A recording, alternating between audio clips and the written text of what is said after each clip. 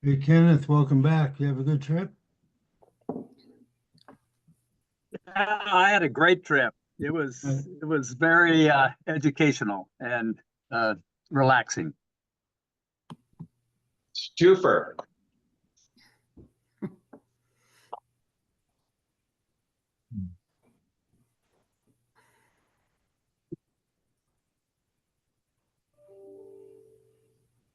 Okay.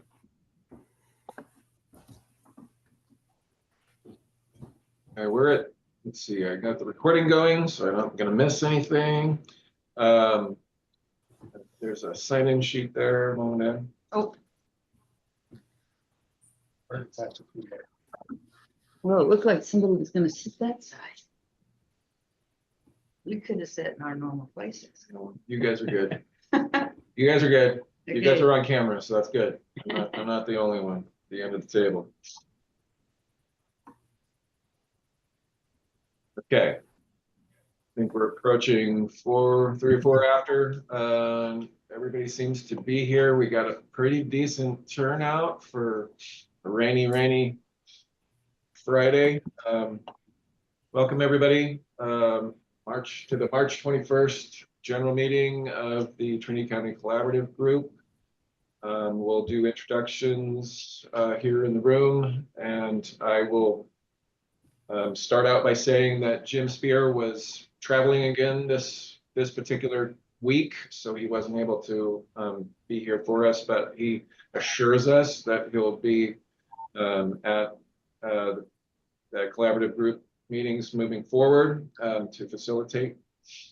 My name is Kelly Sheen. I'm the district manager for the Trinity County Resource Conservation District and hopeful facilitator for the Trinity County Collaborative Group, and I will pass to my left. I'm Terry Sheen. Kelly's son. My son. Diana Sheen, interested public for a long time. Cody Carter, I'm the district silviculturalist for the Hayfork and Yola Ranger districts, Shasta Trinity.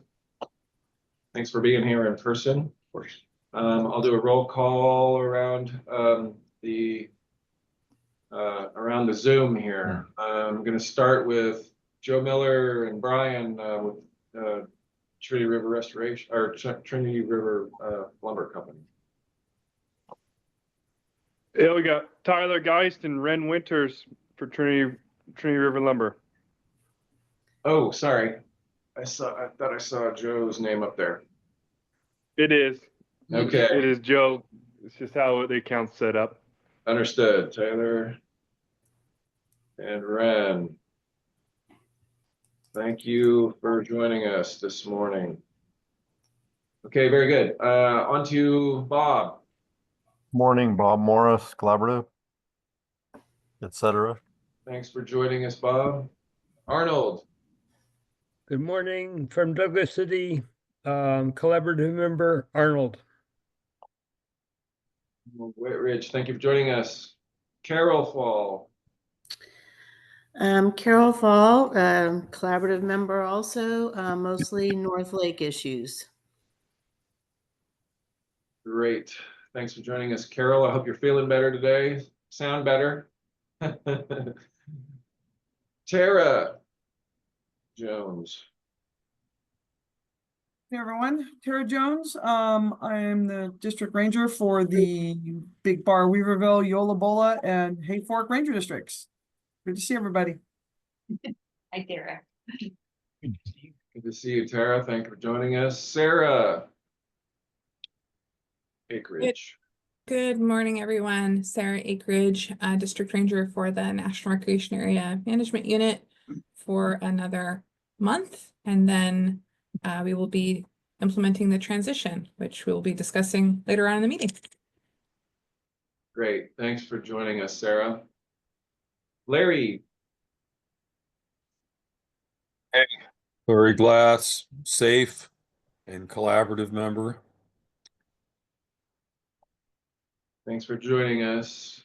Let's see. Thanks for joining us, Larry. Appreciate you being here. Jerry. Good morning, everybody. Jerry Cousins with Collaborative. Thanks for joining us, Jerry. Heidi Carpenter-Harris.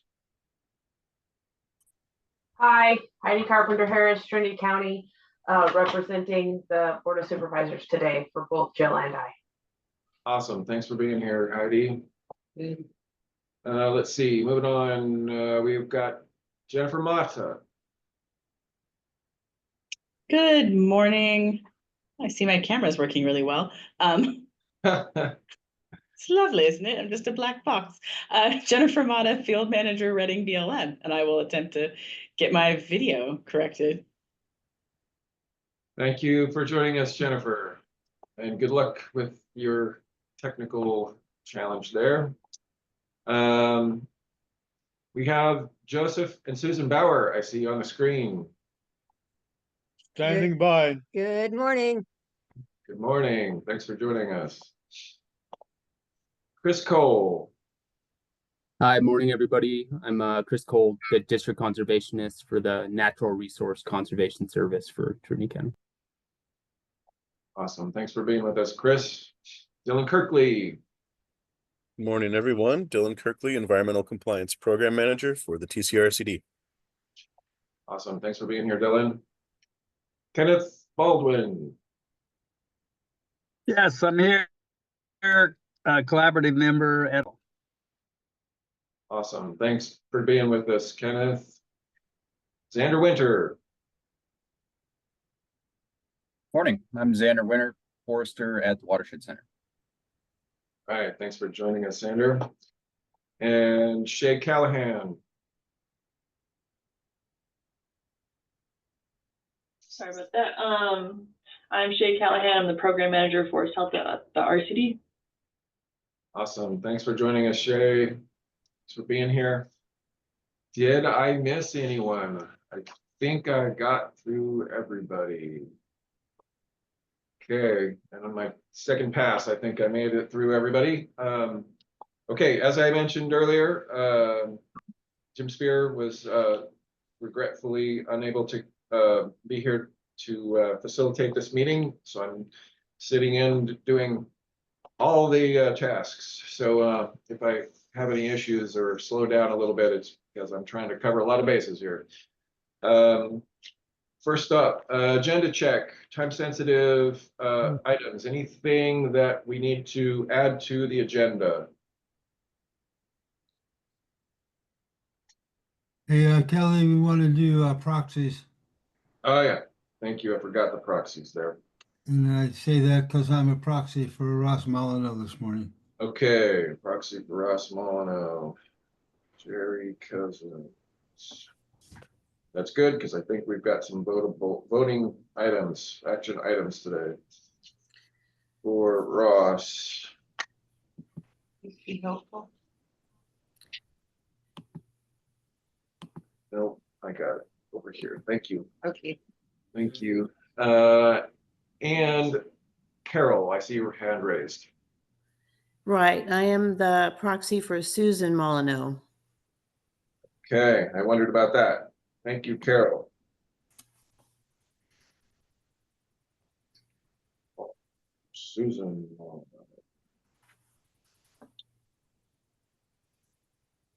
Thank you. I'm glad I didn't skip that. Okay, any other proxies? Okay, hearing none. Agenda check. Anything to add to the agenda today? Okay, hearing none, we have a pretty ambitious one today. I gave us an extra half an hour, given some of the topics that we'll be covering today. So,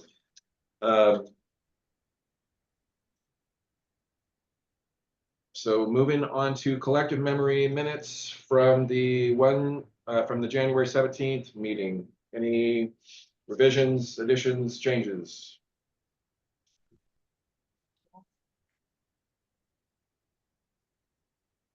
Okay, hearing none, I'm going to go ahead and add, I did include in the notification the transcript for the February 21st fuel break work group workshop that we had done. Any changes or revisions to that transcript? This is Arnold. I may send something in. I remember some things being said that are attributed to me, but I didn't say them. So I don't think AI is perfect at recognizing voices. Also, it says it welcomed Tara back from her detail in Alaska, which Yeah, is, that isn't right. So I'll send in a couple of notes. I just bring it up now as a reminder that you can't trust AI all the way. Good point. Thank you very much, Arnold. Yeah, I would appreciate any notes after the fact, because then I can get them. If you can email those to me, I can more easily get them integrated. Yeah, I'll do that. Into the final document. Although I didn't have the heart to read every page of the darn thing. You lived it. You were there. Understood. Okay. Thank you so much, Arnold. I appreciate that. Okay. Anything else for the February meeting? Okay. Hearing none, we'll go ahead and move on to public input. Is there any public input? I think we've got our pretty solid standard crew here. Okay, moving on. We'll go into follow-up items from the last meeting. U.S. Forest Service Shasta T management review recommendations. Any update or discussion regarding that? I thought we covered that pretty well last meeting, but I don't know if there's anybody else that had anything additional that needed to be brought up with regard to that. Carol. So I'm about to give up. So the answer is every time the Forest Service says they will provide us a more detailed summary of the recommendations, how they're dealing with the different issues that was brought up. And we've never gotten that. So last time, I brought up, one of the issues was contracts and agreements, and Monique explained all the improvements they're making there, theoretically, which is great. But there were other issues brought up, the detailing, that kind of stuff. And so I'm thinking we are never going to get a response from Rachel. So we're just going to have to forget that they ever talked to us, I guess. And you can take that off the list, I guess, unless someone else wants to keep reminding them. Any response, Tara, on that? I thought that Ben had provided the collaborative with a summary or I think this all happened while I was gone, but apparently while I was in Alaska. But I thought that Ben had provided a summary of kind of what the recommendations were and had met that need. So this is kind of news to me. This is Barry. I think what was going on is the report came out and thanked all the the partners and coming to the conversation, and everything is wonderful and people are working as hard as they can. And it felt like quite a whitewash. And I think Carol was asking, well, did you discover any difficulties in the system? And if you did, what changes? So I think that was the ask. Correct. I mean, the summary was, we have a great partnership. Everything's going good, moving forward. It was just a summary. And so it really didn't explain how they were going to actually deal with all the issues that were brought up. But like I said, I brought this up every meeting. Last meeting, Ben said he would look into it. Obviously, he hasn't. So I'm thinking we'll just assume we're never going to, by now it's probably a moot point with all the changes that are going on. So I will not keep bringing it up. Time to let it go, hey? Yeah. Well, I can tell you there are some things in those reviews that are confidential. They're employee interviews, and I'm assuming you guys weren't after that. I think that I would hope that within the reviews and the updates that we're giving you, you're seeing some of those issues being addressed without me having to take on a very specific task of kind of tracking down what exactly you're looking for. But I'll go back and now that I'm back in my seat, I'll go back and look at what we provided you and what those summaries were, and what some of the issues that were identified were, and make sure that you can track them through and anything we're doing to address it specifically through my report out. So I can do that, Carol, and make sure that that you can see that not only were your contributions heard and valued, but that what our actions are to address the group. So that's probably the best I can do for you, especially kind of coming in the middle of this particular issue. But hopefully that will start to meet some of those needs. I'm hoping, because it's kind of what we do every day, right? Is we listen to what you have to say and try to meet those needs and have you guys see what we're doing to do that. Does that work for you? I'm also happy to meet with you one-on-one if you'd like as well. Well, thank you. I know you got a lot of stuff to do, so I would put that towards the bottom of your priority list, your long list. I'm always looking for a reason to come up north and go to the lake. So I'll get a hold of you, Carol, and I'll, like I said, give me a minute to review some of those documents and try to frame my responses so that you guys recognize that you were in fact heard and that we are actioning those things, if that works for the group. Yeah, I appreciate that. Thank you very much. That would be great. And I'll double check. I don't remember seeing anything after from Ben with regard to that. I think it was just the initial sort of thank you and something, and the initial summary. So I'll double check to make sure that I didn't miss anything. But yeah, I appreciate Tara's willingness to make this whole. So okay, if there's nothing else on the management review recommendations, we'll move on to considering a change for the collaborative meeting day request that came from Jill Cox. Jill Cox made a request, District 2 supervisor for Trinity County. She had made a request that we potentially change the day of the week that this meeting happens, because she typically is not available on Fridays.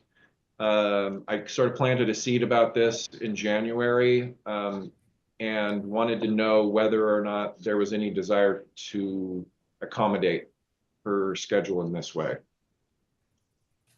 Any thoughts? I think you were going to check back with Jill and find out what days of the week she might suggest, because it doesn't do any good for us to throw out days if those are ones where she can't fit that into her schedule. I did, and I believe that Thursdays are her best days because Mondays are frequently, in preparation for, especially in the third week of the month. Mondays are spent in preparation for their Board of Supervisors meetings, which are on Tuesday. Wednesday, she frequently has other issues that are related to her responsibilities for soup. So I think Thursday would probably be a better day for her. And if we kept them in the mornings, there would be at least that level of continuity. So that's kind of what we're limited to, I guess, would be a Thursday morning. So she does have the Fire Safe Council on Thursday afternoon, the fourth Thursday of the month, I think, third or fourth. Right, but I would recommend that we keep it that third week. So like third Thursday. So then the next thing is to make sure it's okay with Jennifer and Tara. And Larry, you have your hand up? Yeah, my question is, does that include our field trips? Because every other month as a field trip theoretically. Right. This is up to the will of the collaborative group. So it's, and what works best for our partners. I know that I can speak to my own staffing, and a lot of folks that we have on staff only work 410s. So having them attend these meetings like Shay today requires them to, finagle their schedule around a little bit in order for them to be available on Fridays to give reports. But yes, I would be interested in hearing from Tara and Jennifer about whether Thursday mornings on third Thursday mornings might work for them.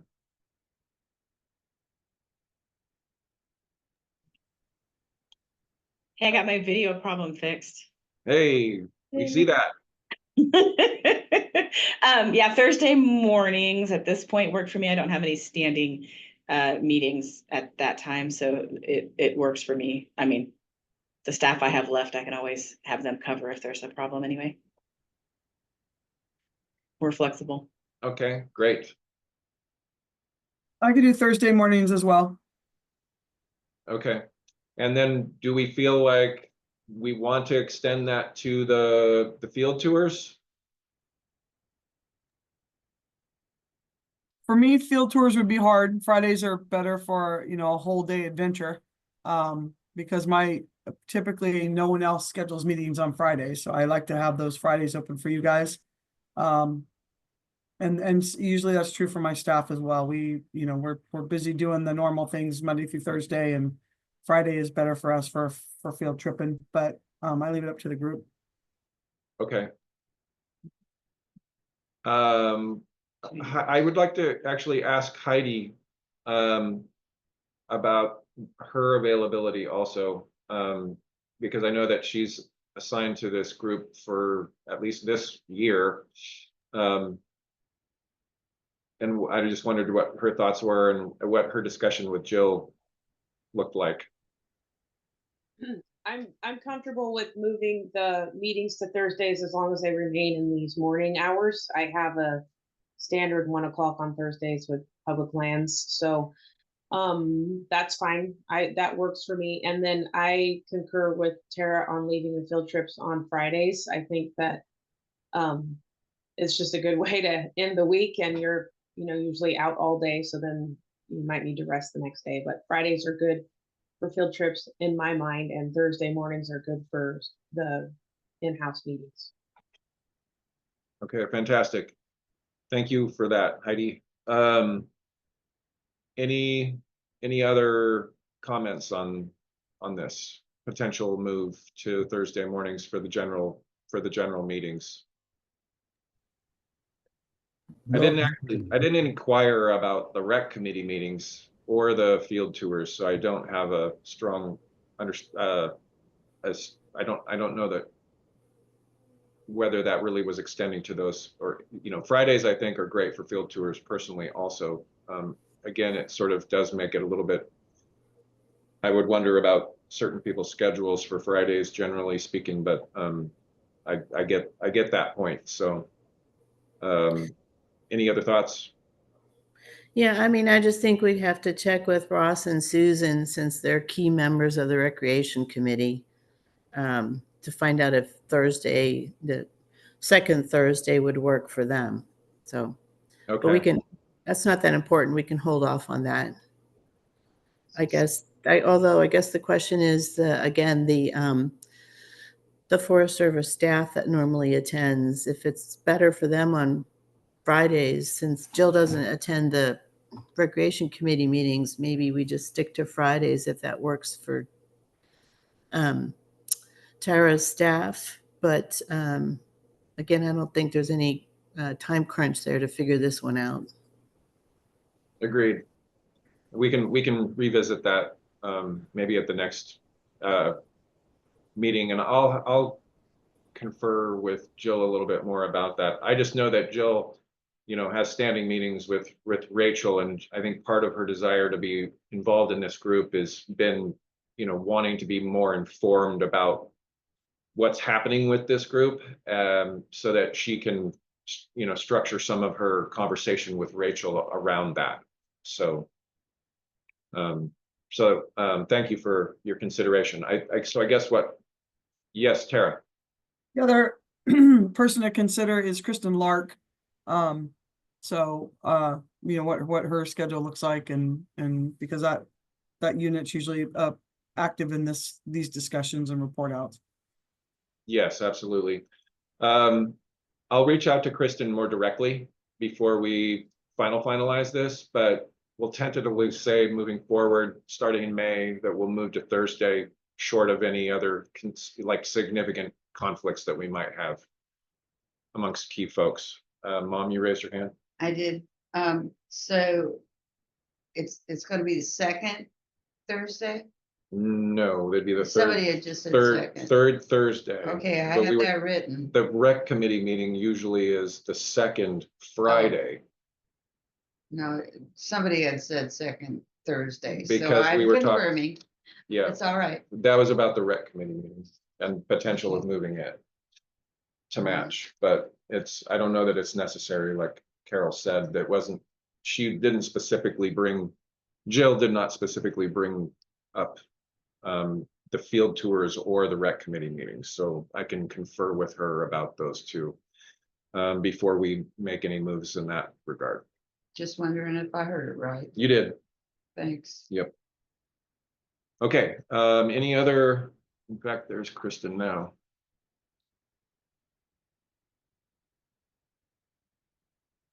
We had two new folks joining us just now.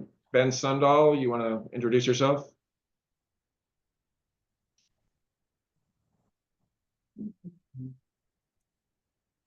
Not sure if my camera's working, but good morning, Ben Sundahl, Deputy District Ranger for the Yola, Hayfork, Big Bar, Weaverville Ranger Districts, Statutory National Forest. Thanks for joining us, Ben. Welcome. And Kristen Lark just hopped on as well. Yeah, apologies for my late arrival. So good morning, everybody. Okay, Kristen, we were just discussing a request from Jill Cox to potentially move the standing general meeting date from the third Fridays of the odd months to the third Thursday mornings of the odd months. So like one day earlier. Would there be any conflict for you with regard to that?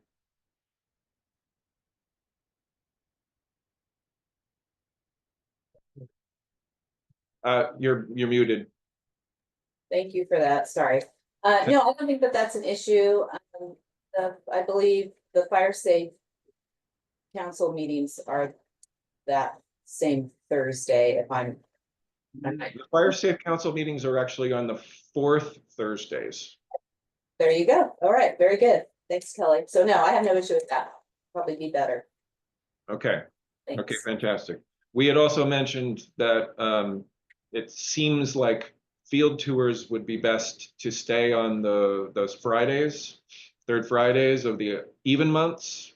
And we were not prepared to move the rec committee meetings from the second Fridays. So we're gonna confer a little bit more about those two. But by and large, I think the consensus is keeping the field tours on Fridays. Yeah, I think it's important to pick days that are most convenient for your members of your group there. So whatever works for you, because we can always make it work on our end. Okay, super. All right, so I guess that sounds like consensus moving forward for the May meeting. It'll be on the third Thursday, 10:00 a.m. And then for the foreseeable future, we'll stick with that schedule. And like I said, we'll confer a little bit about the rec committee meetings and retain the third Fridays of the even months for our field tours. Okay, unless there's any other discussion on this topic, we will move on. Okay, hearing none. I was hoping to have some other individuals on this call regarding the consideration of integration and discussion of aquatic restoration actions of the Trinity River Restoration Program into collaborative general meetings as a standing topic.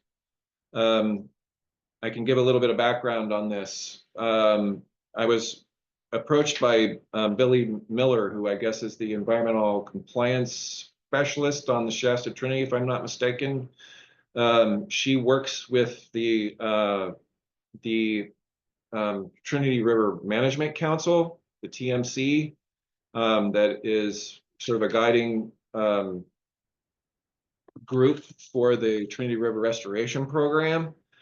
And we haven't typically taken up a lot of the issues around the management of the Trinity River and the TRRP's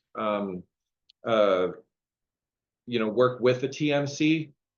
But they were hoping not to establish another group like this that is sort of like a non-FACA Federal Advisory Committee type of group. They're looking for something that is like what used to be the what did they call it? It was the TAMWAG. The TAMWAG, exactly. Thank you. And so they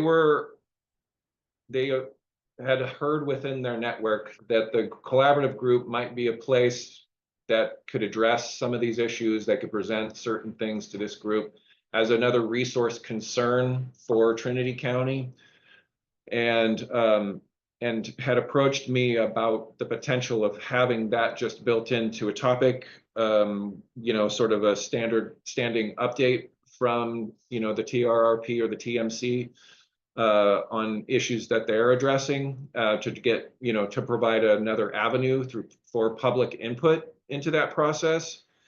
So I was hoping that Bobby was going to be here today, but I don't see her on. I guess I'm going to toss that out to this group about whether or not that's something that we feel we want to include in future conversations. Arnold, you have your hand up. I served on TAMWAG and for something like 10 years. And in my experience, the issues involved are pretty complicated. And so it doesn't do a lot of good, I think, to have a meeting saying, we should have bigger flows in this month. We should, to get a reasonably competent, coherent opinion about that, you got to go learn a lot of stuff from different experts. And so I don't think it wouldn't do a service to the river unless we're willing to dive into it more deeply than just showing up at a meeting and saying whether we like flows or not. Okay. So I think we should be careful or acknowledge that. Very good, Arnold. Thank you for that insight. Carol.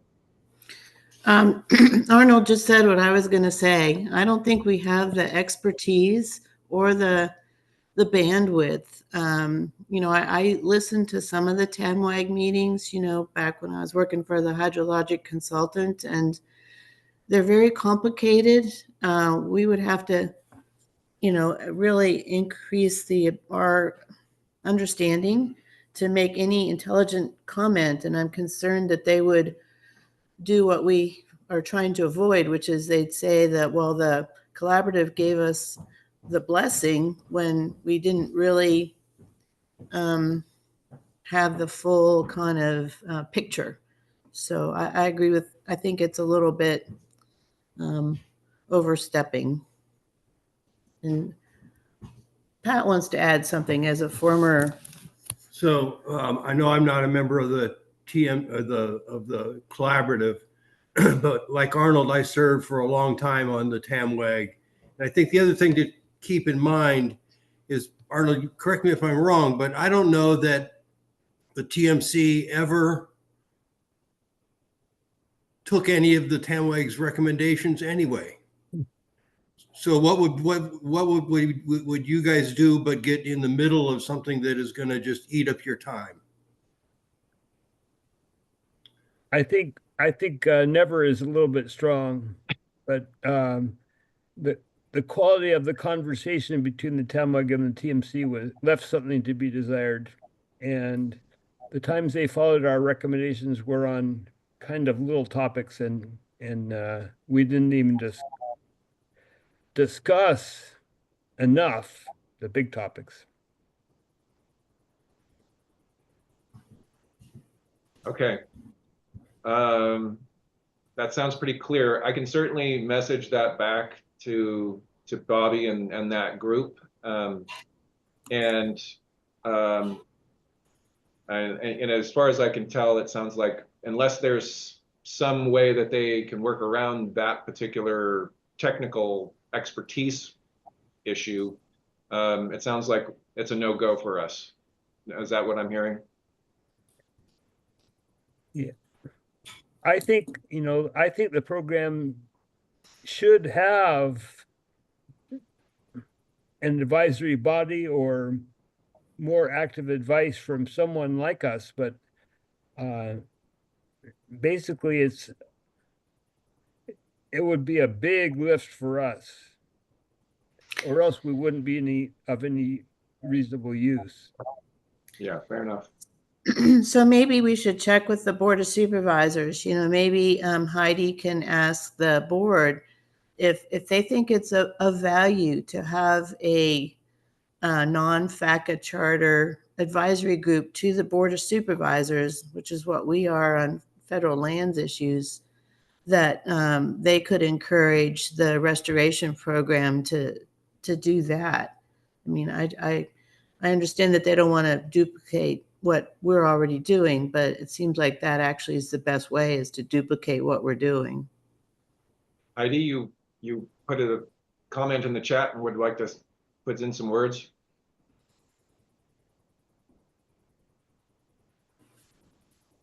I see that you're not muted, but I'm not hearing you, Heidi.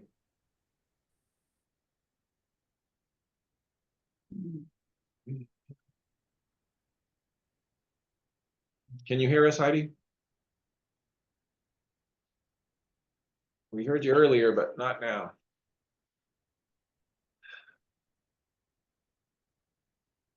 Okay, we're not hearing Heidi Carpenter Harris's reply here. One thing that I will add to this was that Liam Gogan specifically approached me about potentially putting together a similar type of group. But I know that having spoken with Mike Dixon, the executive director at the Trinity River Restoration Program, that he's concerned about the members that Liam would specifically be approaching to have in a group such as that. And I guess that's kind of soft language, but but that was a concern that Mike had expressed with that particular and I asked Liam at the supervisors meeting on Tuesday about whether or not what he was trying to do and what Bobby was trying to do were the same thing, and he sort of expressed that he felt that they were different. So so I can follow up on both these threads, short of having some, and I see Heidi, short of having some insight from Heidi about this.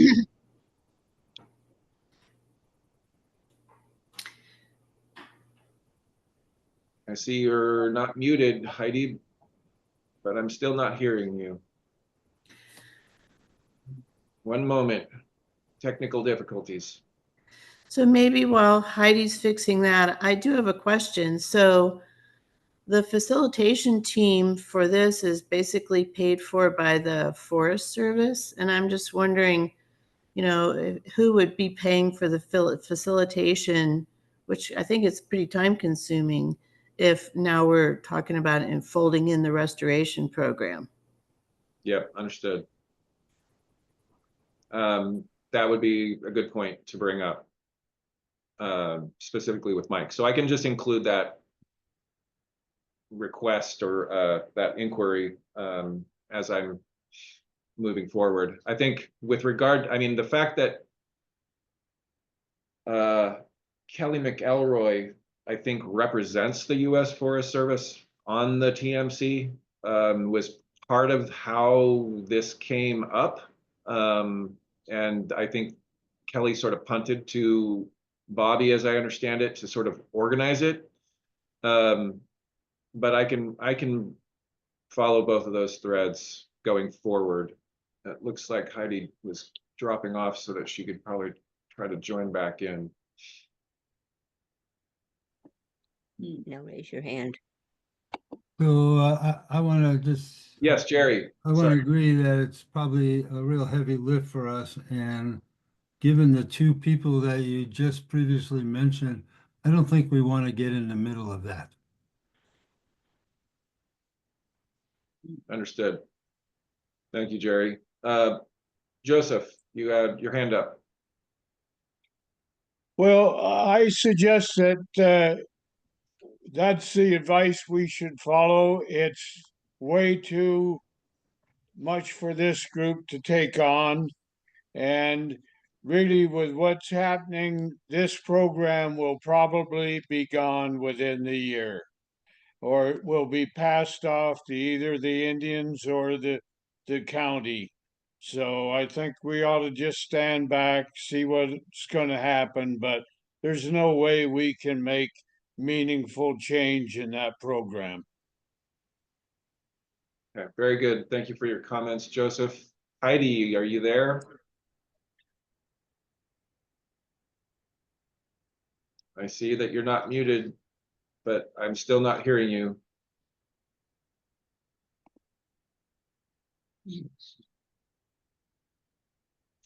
Okay, I think Heidi's having some connectivity issues, possibly.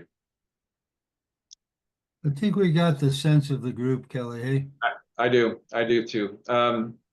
Heidi, sorry, just we're not hearing you.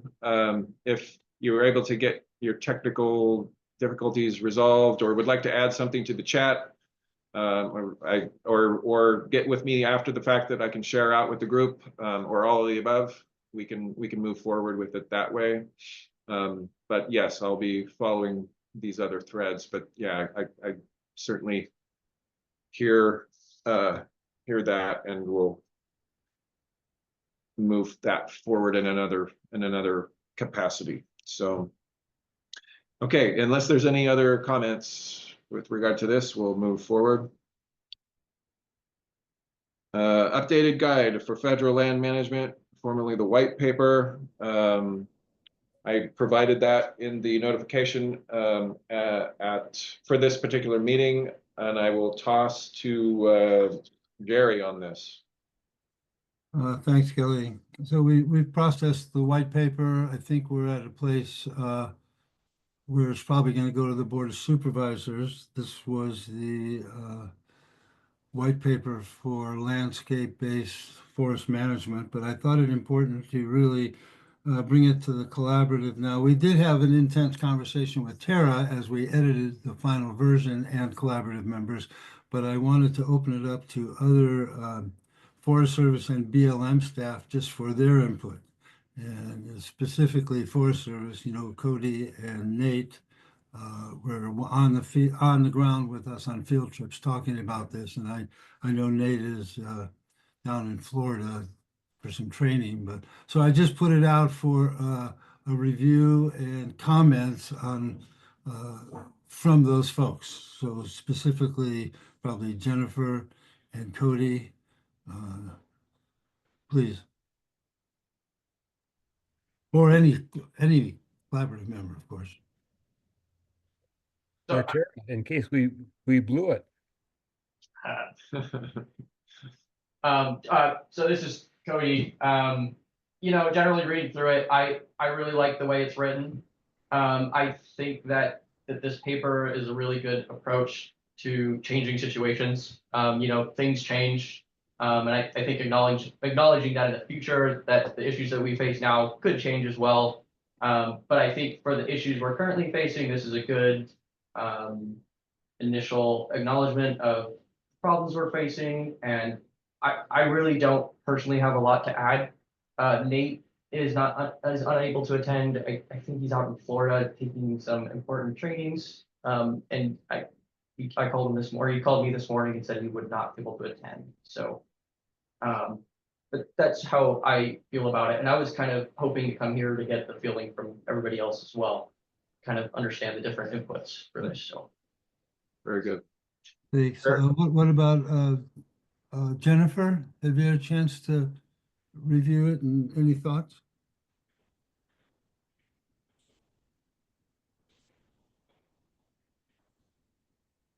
Hi, Jerry. Sorry, I was multitasking. I'm assuming we're talking about the stewardship agreement. So we're hoping that, this white paper will become a county-sponsored vision of forest health, and just looking for input from partners. So yeah, Jennifer, this is for the guide. We're not quite to that topic just yet, Jennifer. Okay.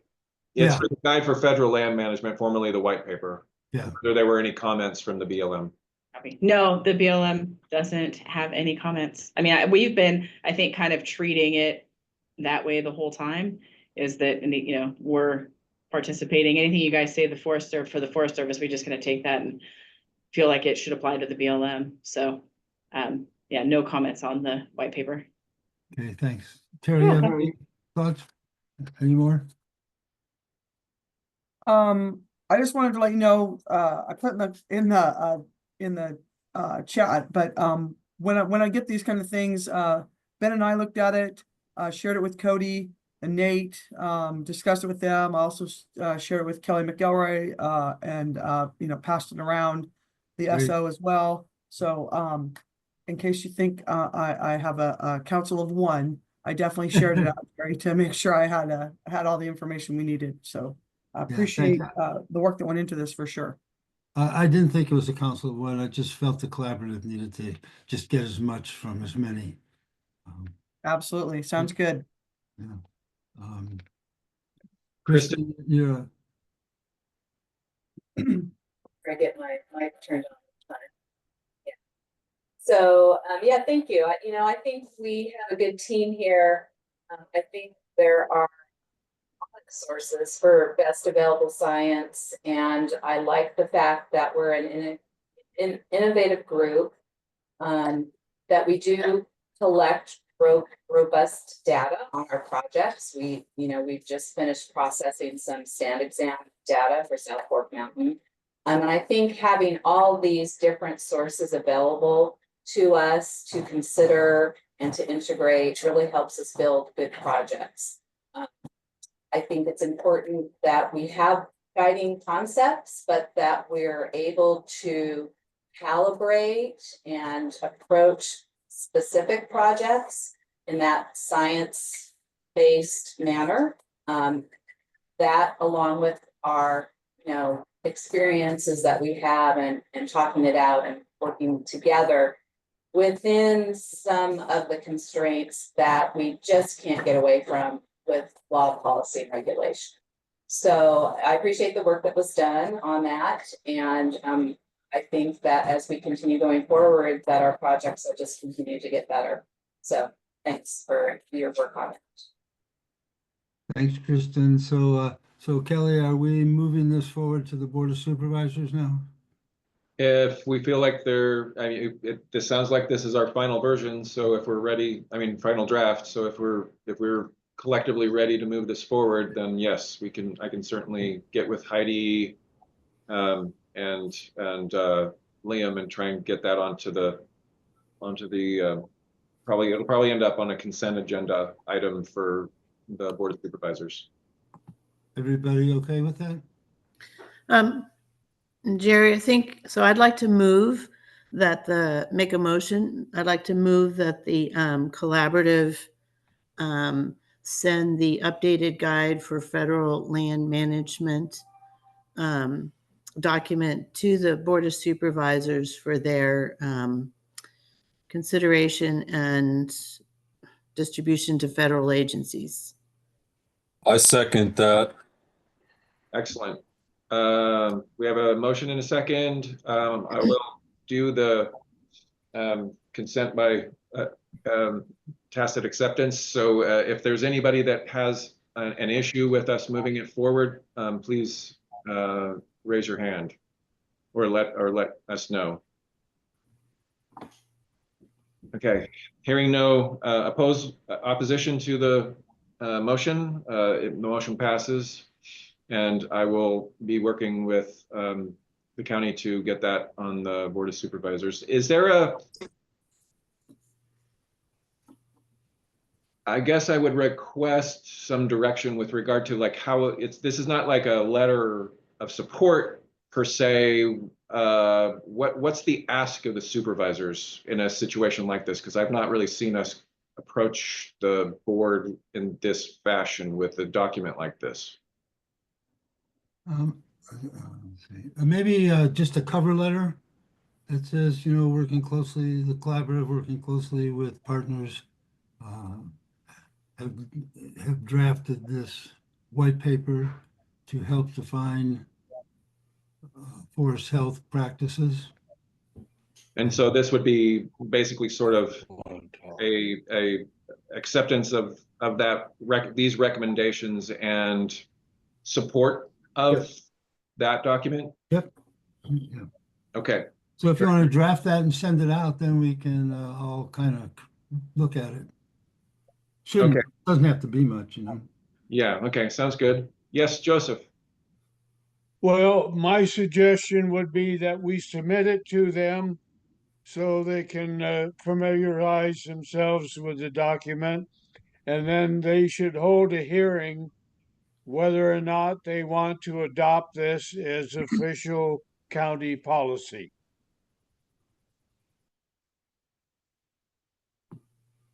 Okay. Arnold, do you remember what we did the first time around when we had them adopt the earlier paper? I don't specifically remember that. I think in this case, whether it's by Joseph's suggested mechanism or something else, it seems like we're not just trying to give them some information. I think I think we'd like them to vigorously vigorously support, vigorously ask the agencies to do what they can to follow the course that's outlined. And so when we originally thought about it, it was not so much a consent agenda item as an opportunity to hand over and get some representative remarks from us. I mean, make some of us go there and tell them how important or how good or how interesting it is. That was the point, and I was going to ask about getting the schedule of when it'll be presented, that collaborative members, and I think also agency people could be there, showing the depth of the support of this document. Okay. Yeah, because that would obviously be a completely different way of bringing it to the board as a separate item for consideration. So that's, I can certainly work with Heidi on that. Larry, you have your hand up? Yeah, my recollection of it is we had two papers previously. We had the original white paper, which we just forwarded on to the supervisors. I don't remember them taking any specific action on it. I think they just received it.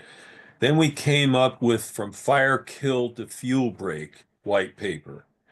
That was presented to the Board of Supervisors by Clarence Rose, and we asked for them for their blessing of that, which they gave us. That's my recollection of how that went. Well, not very good. Okay. That's good clarification. So if we're going to go with the route of presenting it, then yes, I guess we'll need to draft a a cover letter sort of presenting that. Heidi and I can speak with how to get that item onto the agenda appropriately, and then I can reach back out to everybody so that we can, I guess, choose the representatives of the collaborative that and or the agencies that could be that present for that discussion.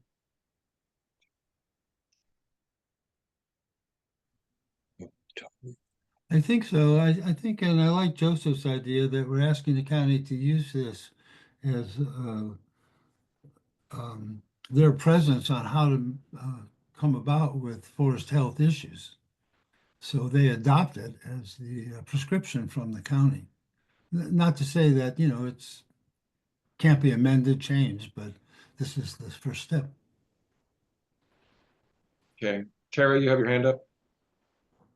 Sorry, I just had a clarifying question. The one of the changes between this version and the one we had looked at previously is the addition of individual temporary roads should be limited to 1/4 mile in length.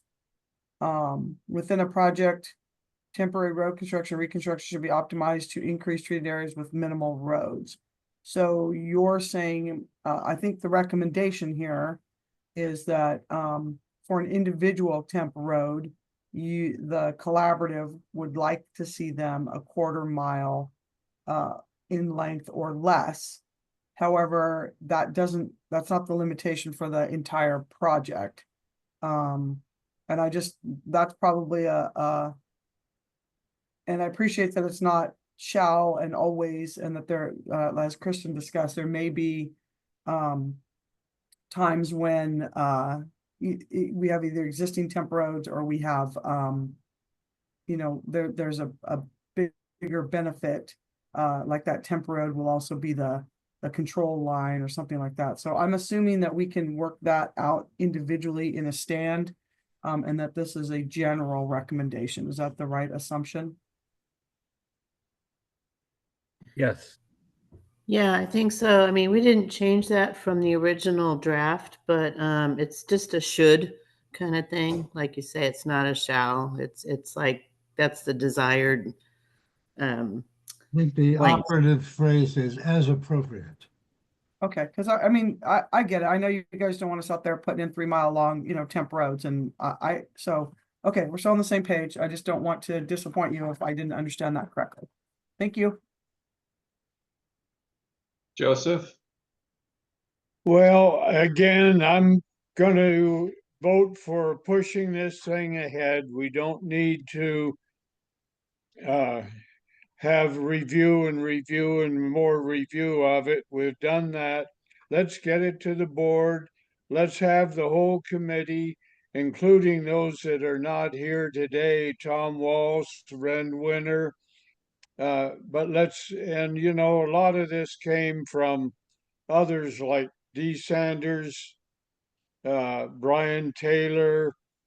Those folks would probably support this also. I think if we all show up at the Board of Supervisors, they've read it, they understand it, and they can vote and adopt it as policy and it's done. But otherwise, we're going to go back to revisions and messing with it forever. I think we've done the best we can. We need to get it before them, urge them to adopt it, and all of us need to show up to do that. Agreed, Joseph, and I think everybody's in line with that too. Okay, very good. I will work with Heidi and CAO, and we'll see what we can do about getting that as an agendized topic of discussion at a upcoming Board of Supervisors meeting. That isn't what I said. I said adoption. Although I guess they have to have a reading, and then the next meeting they could adopt it. Who can I rely on to provide that language for me? Because I don't know exactly what it is that I'm even asking the board to do. I think Jerry has a good handle on that, but I also think Kelly's suggestion of having it on the consent agenda, I mean, why have everybody show up if it's just going to be approved, which it most likely will be.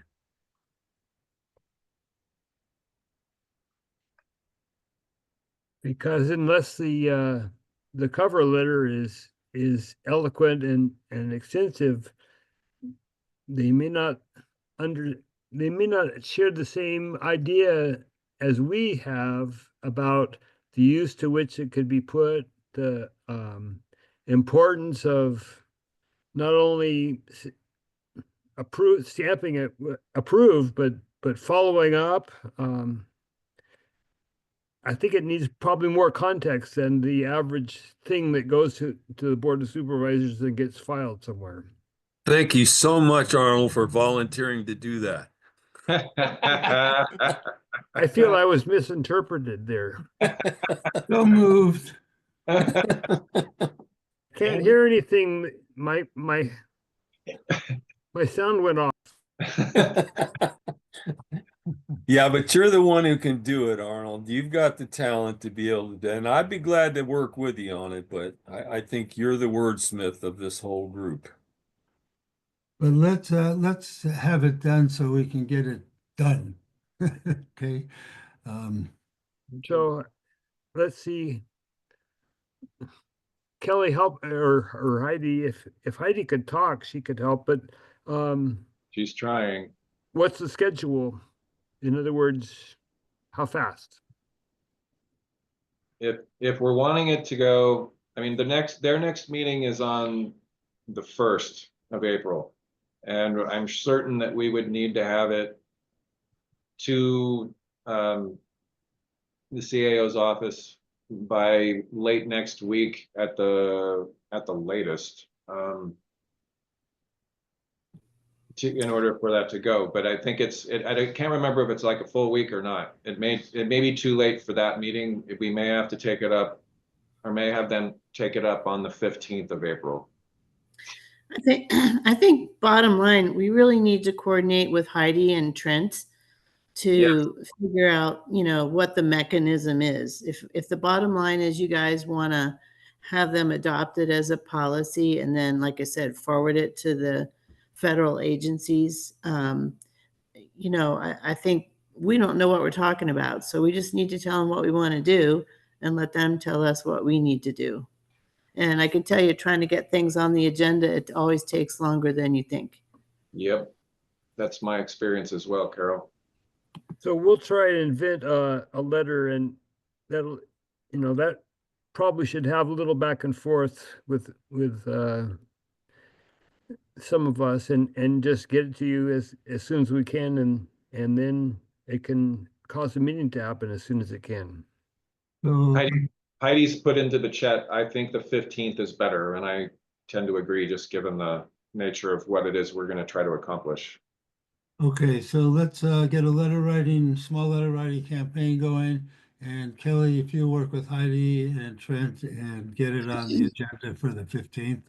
And I agree that the more bodies there to kind of show the support and the power of the vision, the better.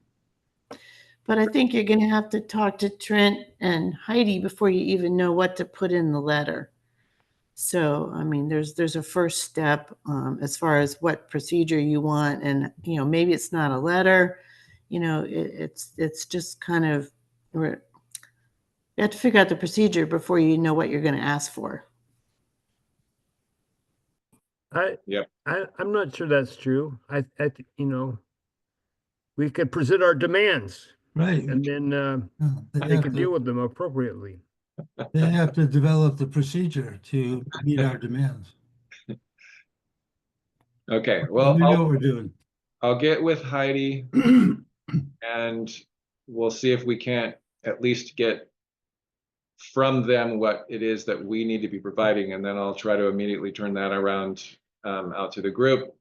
I will address Jerry and Arnold specifically. I can include Larry if we need to, and then we can try to get whatever we need wordsmithed together, and then try to get all that stuff in order hopefully by that first week of April, I would guess is realistic for trying to get it onto the agenda for the 15th. That sound good? It sounds good. You know, I'm still worried that seriously, asking the recipients what they'd like to receive is a little different than us sending them what we think they need. And so, you know, we should be diplomatic, we should be broad-minded, but basically it's our job to tell them what we think is needed, not their job to say what would be convenient this month or anything else. I think there's a basic structure for submitting materials for especially an action item that goes before the board, like a discussion item. So I think what I'm referring to, having seen those for, you know, things that have been considered for the RCD specifically, it's not so much the content as much as like the structure of what it is that they're needing.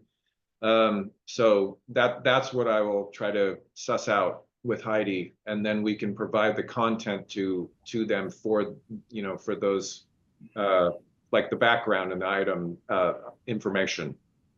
Yeah, I mean, depending on what you're submitting, they may want to send it to their legal counsel. I mean, there's a whole procedure that you guys really, I don't think have the experience with. But yeah, I mean, I can see that they're going to say to their legal counsel, does this need to be an ordinance? Can we adopt it as a policy? You know, there's all kinds of things that they have to go through in order to figure out what to present to the Board of Supervisors. Yeah. Yeah, I concur with that. Typically, they're most concerned about fiscal impact.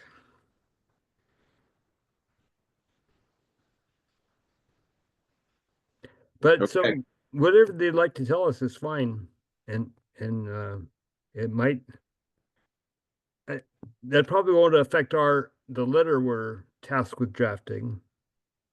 Usually, you know, I have a little experience with all that stuff, and usually someone like Heidi, some contact worries about how to format a background page or agenda homework page using the letter, using the request she got. Okay. I'll work with Heidi on that piece and be reaching out as necessary. Does that work for everybody?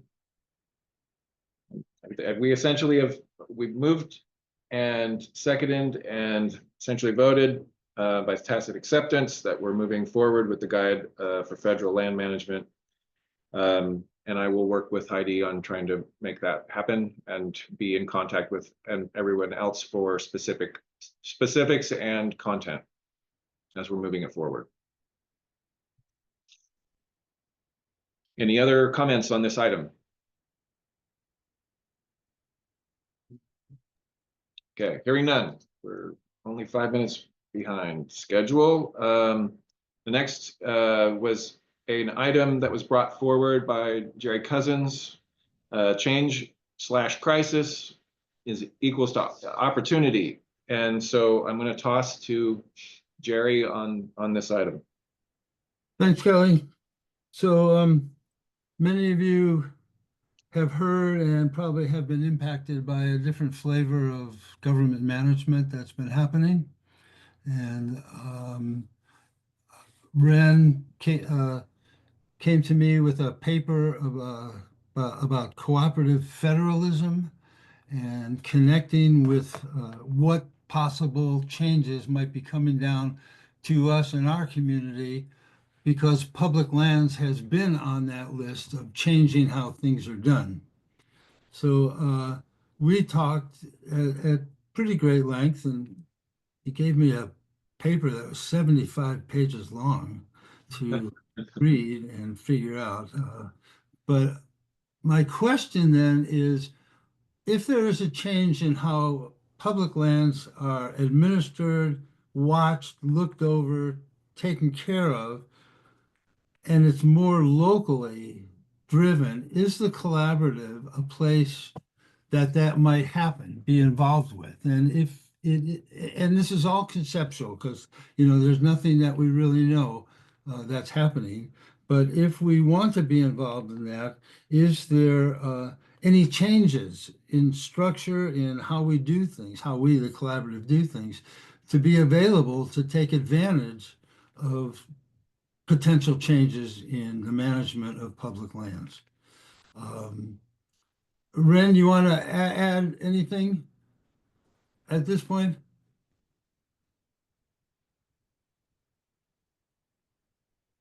Yeah, I felt, just to be a bit more specific,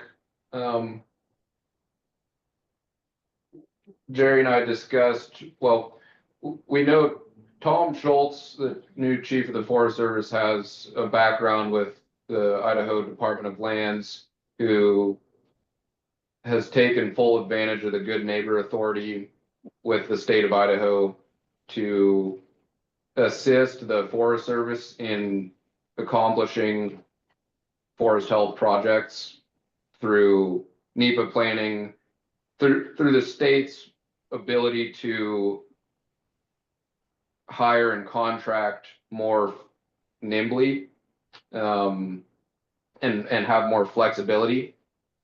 And Jerry and I were discussing, is this a time that would the collaborative be interested in supporting the mechanism of the Good Neighbor Authority and supporting, say, CAL FIRE entering into a statewide agreement, or however local it is, to just Trinity County, to help with NEPA planning and to increase that capacity, or maybe we're looking at the county in taking that on, or the county kind of shedding that off to the RCD. I'm not sure. I don't know the specifics enough to know if the RCD could enter into a Good Neighbor Authority, but that's the direction that we were going, So as far as the state or the county. So there's obviously various models that could be implemented depending on who's got capacity, what the demands are, what the requirements are. And I want to kind of maybe point out and ask Kelly and Jennifer to describe what they're talking about as far as BLM land management. So would one of you care to start that or share that? Jennifer, do you want me to just give a sort of brief, kind of just a brief kind of statement about where we've been working towards with regard to the community forest and the expansion of the stewardship agreement that we've been discussing? Go for it, Kelly. Okay, my glib version of what's been happening with regard to us entering into the 20th year of our stewardship agreement with the BLM, specifically with regard to the Weaverville Community Forest and the stewardship agreement that we've had renewed. We had a 10-year agreement. It was renewed in 2015. This year it's coming due.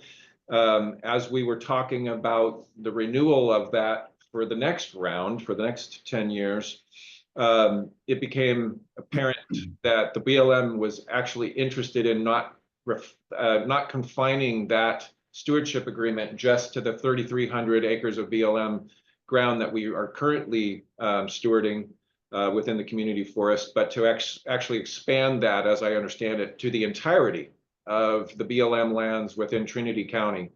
Does that include, and one of the things I hadn't actually gotten clear is, I know that there's a fair bit of BLM lands down in the South County.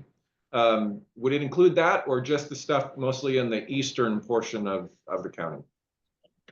I think the theory, Kelly, was that it would include everything, but it doesn't necessarily require then that everything we do be done under the guise of that stewardship Does that make sense? So like, it would open up the opportunity, for that to exist, but there could be, case by case situations where maybe we wouldn't want to work something through the stewardship agreement. And so we could choose another mechanism, but it simplifies things to cover the most aid possible. So that we don't have to try to add or change things later. So I think the intent would be everything in Trinity County. Great. And so the way that I understand that, so in having recently contributed to one of the articles in last week's paper, that where they were, the reporter was wanting to confirm like quantities of acreage. The BLM, the total BLM lands within the county, a total up to something like 73,000 acres. And so inclusive of the pieces that are in the far southern portion of the county. And through that mechanism, there needs to be a financial component. What we were initially attempting to do was go after, as I recall, about $300,000 to have that financial component attached to that stewardship agreement, which would allow us to do additional capacity types, forestry tasks, similar to what we've been doing within the community forest, to provide additional capacity to staff within the Reading field office for that management. Is that correct?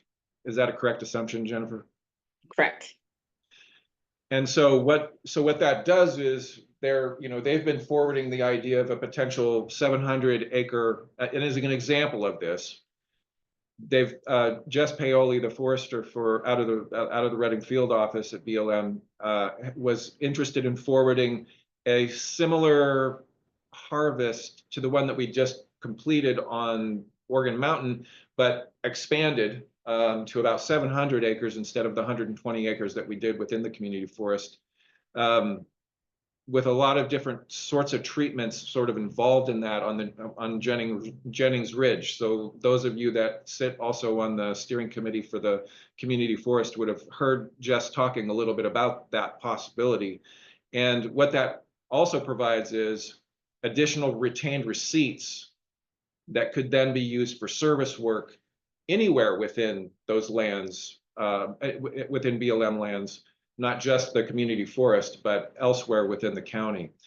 So this is the idea that we're sort of pursuing, is an expanded version of the community forest, which will retain its shape and size, generally speaking, but will also be augmented by our ability to provide additional services, forestry services, fuels services, et cetera, to BLM lands throughout the county.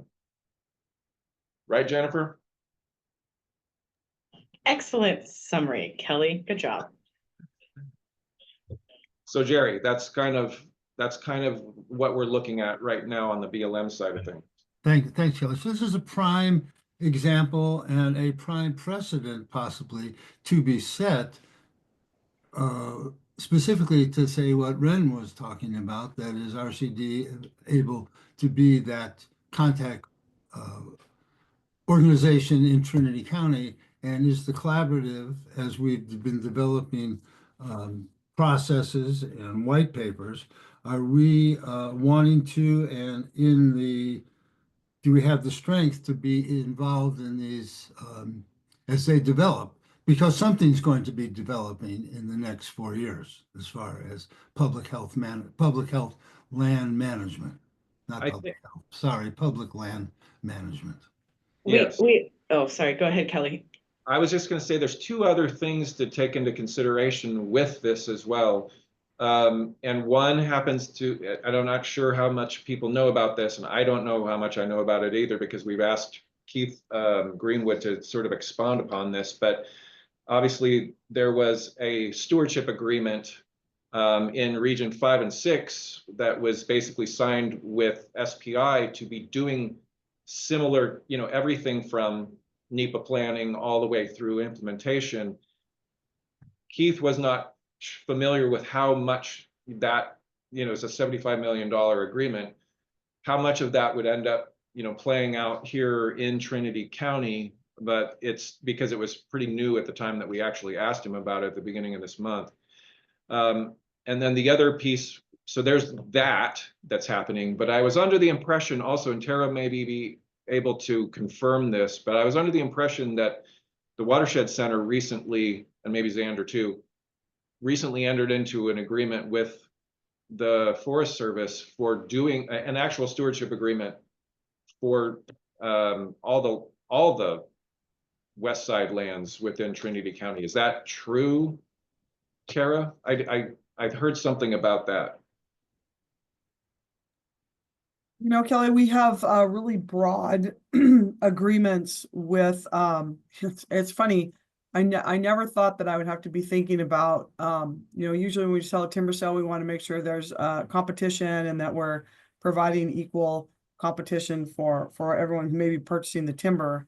But we've kind of started to get into some of that with planning processes and assistance with the agency getting work done. So the Watershed Center has a large air footprint for an agreement with us as shared stewardship, as does the RCD. We're working to expand that with additional projects as well. We also have a wide-ranging agreement with the county, and the largest Good Neighbor agreement in the region is here in Trinity County. And we're putting that to good work down on Kristen's unit doing hazard trees and things. So to just give you some context, I did some math while you were talking. And given what we're already doing, between Bowerman Junction City and Pilot, we've got about 7,800 acres that we're working with the Watershed Center on, and another 3,000 acres plus. That doesn't count. I didn't get the Bowerman acres and some of the grant money, Kelly, that you guys are working on. But that's over 10,000 acres worth of, almost 11,000 acres of kind of shared stewardship being driven more by our partners than by the agency. So I think we're headed down this route anyways, as you said. And a new thing for us is we did a SPA with the Watershed Center on Pilot. So the retained receipts will go back into that agreement. And we're working towards doing the same thing, as you know, with the RCD, to have a commercial offering where the money goes back into that agreement with the intent to give our partners the ability to weather these weird storms that we go through with appropriations. And I'll also add that Ren spoke briefly about working with CAL FIRE under Good Neighbor Agreement. I was part of that, the first Good Neighbor Agreement with CAL FIRE that included commercial product removal. It was a Craggy project on the Klamath National Forest, so I'm familiar with doing that as well. There's a lot to get done, and you guys have already started to help us increase pace and scale, as we'll see when we get to the report out. We're doing things in ways if you look at where we are now compared to where we were 5 years ago, it's night and day. And then I would also add, it's very hard to formulate a plan on what ifs. You can invest a lot of money in a strategy with a lot of changing variables. It's hard to solve for an equation when X changes, and so the variables in the equation. So that's my 2 cents, Kelly. Yeah, and we knew that, Tara, and that's why I originally made the comment, this is kind of a conceptual conversation. Just wanted to know if Collaborative wants to kind of be involved, pursue this, and is flexible enough to make the changes needed depending what does come down to everybody. And I'm sorry, Jennifer, I kind of derailed your thought train a little bit. No, it's okay. I just did want to add that outside of what we have going in the county, BLM does also have a statewide, I think it's an agreement with CAL FIRE for fuels work. We have not used it yet. I'm not sure if anybody else in California has used it. We attempted to use it on a project in Butte County and weren't successful because the financial estimate from CAL FIRE was about 4 times what, like, the monetary value of what we actually had to do the project. So just financially, we couldn't make it work. But we do have a statewide agreement put in place by our state office. I think it was put over a year ago, just to help us with capacity, especially to work on projects where CAL FIRE might be taking the lead on private land. So where we have that adjacent kind of property. So we do have that ability to do that. We just, at least in Northern California, haven't used it yet. Very good. Thank you for that, Jennifer. Arnold, you have your hand up. I'm thinking that who really knows what's going to happen? There's going to be lots of ins and outs.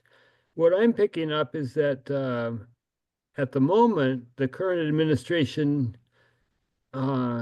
seems to favor de-emphasizing or de-payrolling the federal agencies, specifically the Forest Service, at their Washington office and at their regional office, and maybe combining regional offices, and maybe giving more emphasis to local units.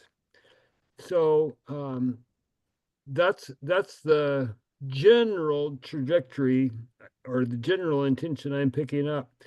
And so that makes, in my mind, that makes stuff like our white paper or guidance paper, whatever it's called, more important and more significant. And anything else we can do to prepare or to become competent or help local agencies become competent local partners would be in our interest, and incidentally in the Board of Supervisors, the county's interest. So I think in answer to Jerry's question, as I understand it, I think the collaborative needs to be interested and involved and supportive of movements in this direction.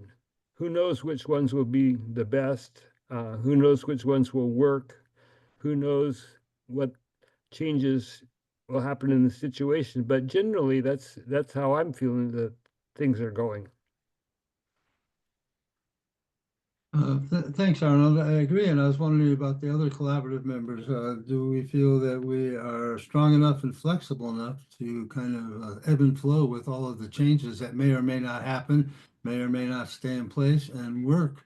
I think we have an incredibly strong position now in our community with our partners, and can we take advantage of that to make it work for us?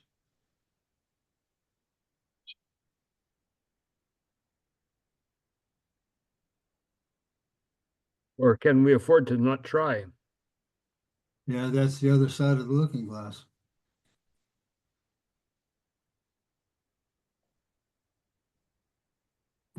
Okay. I mean, I think we just keep plugging away with whatever comes available, opportunities come our way. I mean, the wildfire crisis strategy, that was kind of the most recent thing, big change dumped on us. And so I think, like Arnold said, there's a lot of kind of conceptual stuff. We don't really know what's coming down, but I think whatever comes down, we just roll with it and, do the best. So maybe what we're needing too is our partners, government agencies, private industry, need to kind of keep the collaborative abreast of what they are experiencing and what they see their, at least the immediate future is, so that the collaborative can work closely with them.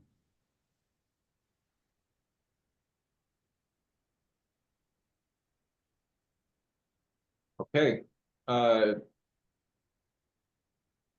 Jerry, how are we feeling about this? Have we talked this one through? Yeah, I think so. We have a consensus by nobody saying anything, like we took votes, so that works. Okay. And let me just punt it back to Ren for a minute. You okay, Ren, with how this went and what the future may hold, given what we talked about? You're muted, yeah. Yeah, I feel that, so my consensus, or what I perceive as the consensus, is that we're just gonna sit and wait and see what happens. Is that like how you feel as well? I do, but I think that we sit and wait, but we know that we have to move fast and the risk may be greater. but we need to be strong and flexible enough to, take advantage of all the opportunities. Hence Is there an the action? agenda item, Is there an action that you guys were proposing or considering bringing to the group? Well, I don't know that I know enough.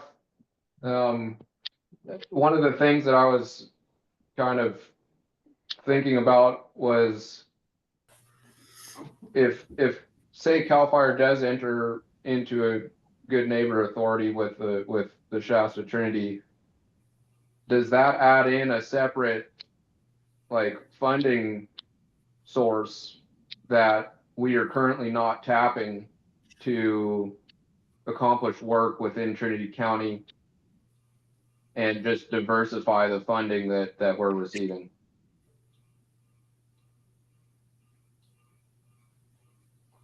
I don't know. I can answer that. I can answer that from my standpoint. In my experience, the Good Neighbor agreements are funded by the federal government. I guess you would get the match, Ren. And typically what we got, I think on Craggy was, we got some fuels crews out there doing some work in the project area. So they brought some manpower, but it didn't seem to bring in, it didn't bring any additional funding. That's probably been about 7 years ago. So I don't know if any other new avenues are open, but in the past, the Good Neighbor agreements, the funding has come from the feds, and the gain has been the MAP that we get back, and typically it's in manpower. Sorry, Carol. Oh, I was just going to point out what Heidi put in the chat, where she said, coming from my NACO meeting, I concur that there seems to be a theme towards local knowledge and local input. Yeah. Great. Larry. Yeah, I just to clarify, speaking for SAFE, we're totally committed to working with this collaborative process. Whatever fresh hell rains down on us from Washington, we're ready to pitch in and work for the best solution for the people of Trinity County. So maybe this ends the discussion. We're all aware of the risk, the potential, the opportunities, and let's just stay strong.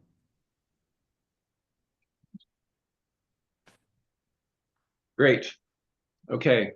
Well, thanks for bringing that forward, Ren and Jerry. Greatly appreciate that. And I think, from our perspective, with my RCD hat on, it's definitely our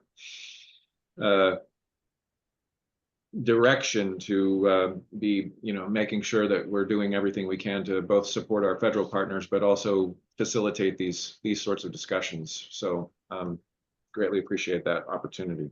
Yeah, and Kelly and Jennifer, keep us apprised of how your negotiations and your relationship change and move forward, okay? Absolutely. Thanks. Yep, we'll be doing that. Okay, next up, Jerry, wildfire camera update. There is absolutely no update on wildfire cameras. Well, although we have a phone call next week on Bonanza King, but there's nothing happening. Okay, nothing new to report. Hey, Kelly, can I chime in? It's Ben, real quick. Yeah, Ben, please do. Well, maybe there is. Just a quick update on Ironside cameras. Spoke with Travis. He gave me a good idea of what needs to happen up there. So it sounds like 2 cameras with 4 additional solar panels. All that equipment's going to be placed on the existing tower. So we've charted a streamlined process forward. Got input from the vast majority of our specialists. Heritage is just working out their last remaining duties for consultation, the legal process there. So our intent is still to have those 2 cameras up there on that structure prior to the fire season 25. So things are moving forward still. We had some hiccups a few weeks ago, as you guys could imagine, with all the changing direction that we received. but I'll leave it at that. But just to let you know, Jerry, things are still moving forward with Ironside, and good copy on Bonanza. I was on that last call. All right, good to hear. Thanks, Ben. So Ben, with the last call on Bonanza, you said it would be fairly straightforward to get a special permit for Bonanza King, that we could separate it from the North Trinity County Risk Reduction Project. Are you still kind of in that mode? Do you still feel confident we could get a quicker permit for Bonanza King? I think talking with a few of our counterparts, Tara and Sarah, and Terry, you can correct me if I'm wrong on my thoughts. I think it'd be easiest now to just incorporate in North Trinity County. Was that correct, Tara? Yeah, she's shaking her head yes.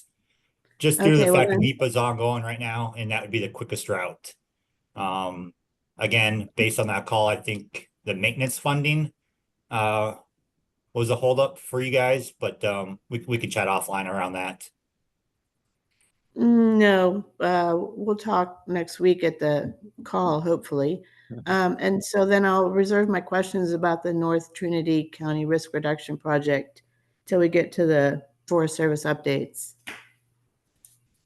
Great. Okay. Anything else for wildfire cameras? Hearing nothing. That's great. Thank you for that update, Ben. That's great news about Ironside and the movement forward with Bonanza King. So that's great. Minersville boat ramp update. Sarah Ickridge, are you still? No movement forward for Bonanza King. I want to make that clear. Absolutely none. Okay, thank you for the clarification. Sarah, Minersville boat ramp update. Yes, so since January, we've been through a couple different iterations of the 60% design. I would say we are much closer to where we need to be. I have one outstanding question to our engineering team, and if we can get that resolved next week, we will get that design over to Division of Boating and Waterways for their 60% review. And then we would be able to start our environmental processes, permits, procedures, once we get the clearance from them that they are in support of that 60% design. So what we have been working through at some length is the parking needs of the public in response to the public meeting from last February, and making sure that folks can continue to park in the kind of herringbone pattern alongside the boat ramp that they've been able to do in the past.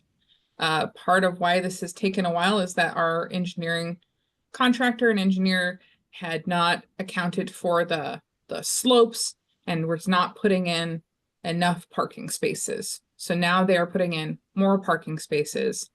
And I feel like we are more on track than we have ever been to date.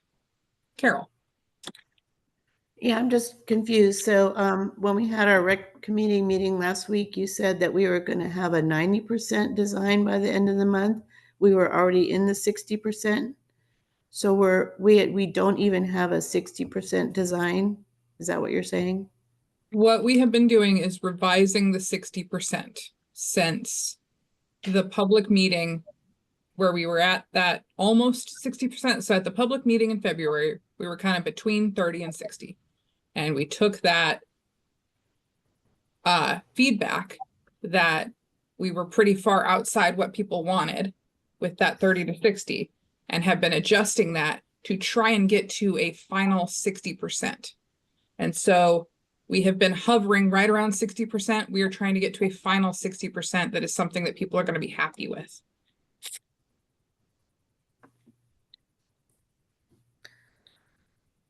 Okay, and you anticipated that by the end of the month, is that correct? I do. Okay, thank you. I do anticipate it being complete from our standpoint and going over to Division of Boating and Waterways. I cannot commit on the timeline for their process and their review.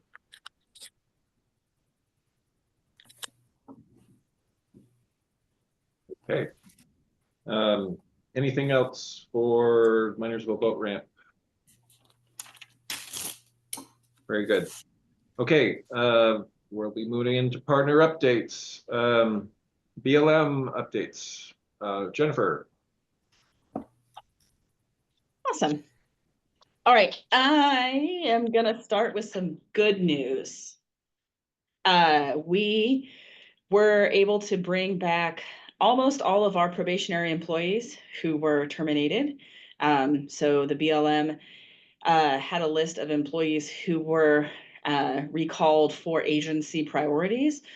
So we were able to bring back our forester and our botany person who does all of the clearances. So they started back on the rolls yesterday, as a matter of fact. We had a third person, a wildlife biologist, who we're waiting to hear whether she's interested in returning. So we still have one employee who is still out on administrative leave. Not sure if we'll get to bring her back to the roles in the office or not, but progress. So that will, fingers crossed, change our workload planning, at least for forestry and fuels, which will put some projects back on the table. So that was good news, at least for the time being. So a few things that we have going. If you've been in and around any of our campgrounds, you'll see that we're starting a bunch of tree work in those to get prepared for opening those this season. So a lot of tree removal happening. We're back to continuing work on the layout for the Jennings Ridge project that I shared some preliminary maps with y'all, I think the last collaborative meeting. And then Douglas City, we're working on getting that campground open, but that campground this year will also be going partially into rec.gov. So if we can get into the system, about half the sites in the Douglas City campground will be going into reservation instead of first come, first serve. So that's definitely a shift for this office, as we currently don't have any reservable campsites. So working through that process, hopefully it'll be online before the campgrounds open. And then I think really the only other thing to note, we have been doing a lot of pile burning throughout the Reading field office, but we have been having some continued issues with getting air quality approval in Trinity County, not only daily approvals, but also our smoke management plans, getting those approved by air quality. So it definitely has slowed down our prescribed burning in Trinity County. So hopefully we'll figure out a way to work through some of those issues so we can use what may be the last of our burn windows. I think that's it for me, unless there's questions. Great, thank you. Well, this is Kenneth. I just wanted to say that I'm really happy to see the progress of piling on Indian Creek Road. Thank you. I will let them know, and the RCD as well. Thank you, Jennifer. That is some good news about your staffing. That's a relief. Yes. Very good. Any other questions or comments for Jennifer? Hearing none. Thank you again so much. That was great. Moving on to the Forest Service. Kristen Lark, Six Rivers. Seems like a long time since we've seen you. Get my audio on. Yeah, hi everybody. Well, we've had a lot of weather, all of us, and so some of our activities in the high country have definitely been affected by that. So we had pile burning going on in the Lassix, but with the snow, not only the snow physically blocking the roads, but having trees down and those kinds of issues, it's kind of put us to a halt on that for now. So, if we are able to get some access, we'll continue with that pile burning on those projects. We have some other burn plans that are being prepared right now as well. So Adam Kuntz, my fire and fuels planner, has been working through those. So D70, then again, some of those other projects. that we have been working on for a while. Those burn plans are coming along. And that also includes the Mad Ridge fuel break. You know, that's been since 2003, a project that we've had, you know, great support from the collaborative on, and working with our partners there at Payfork, providing the fuels crew and other work on that. So continuing to work on that. We did discover that the original decision on that is actually an encumbered or enjoined, I think is the right term, NEPA category. So we're still continuing to do work. I had a really robust meeting with our forest planner, and we're going to be looking at updating the NEPA coverage that we have for that particular decision. There was a SIR that was done in 2011 on that, but it actually didn't recognize the fact that it was still in an outdated category. So the work that we're doing, that we've continued to do on there, the burning moving forward on that, I feel is really low risk for what we're doing. And we have all the regulatory coverages, you know, surveys and all that we need there. So continuing to do good work on that fuel break. We have some reforestation planned as well, continuing to work with the Watershed Center on that. They've been able to do the contracting for us, running the contract through the agreement. So that has been a real efficiency for us. And I appreciate the work that Randy Paris and Heather Murphy has done on that. We have about a couple hundred acres we're going to plant. We've got the trees in the cooler right now. And again, just waiting for access to clear. One thing that we've been able to do with our agreements, which has been handy, is having the partner actually rent a backhoe through the funding that we have. And so we've been able to use that to help open up roads and that access work that we need for that.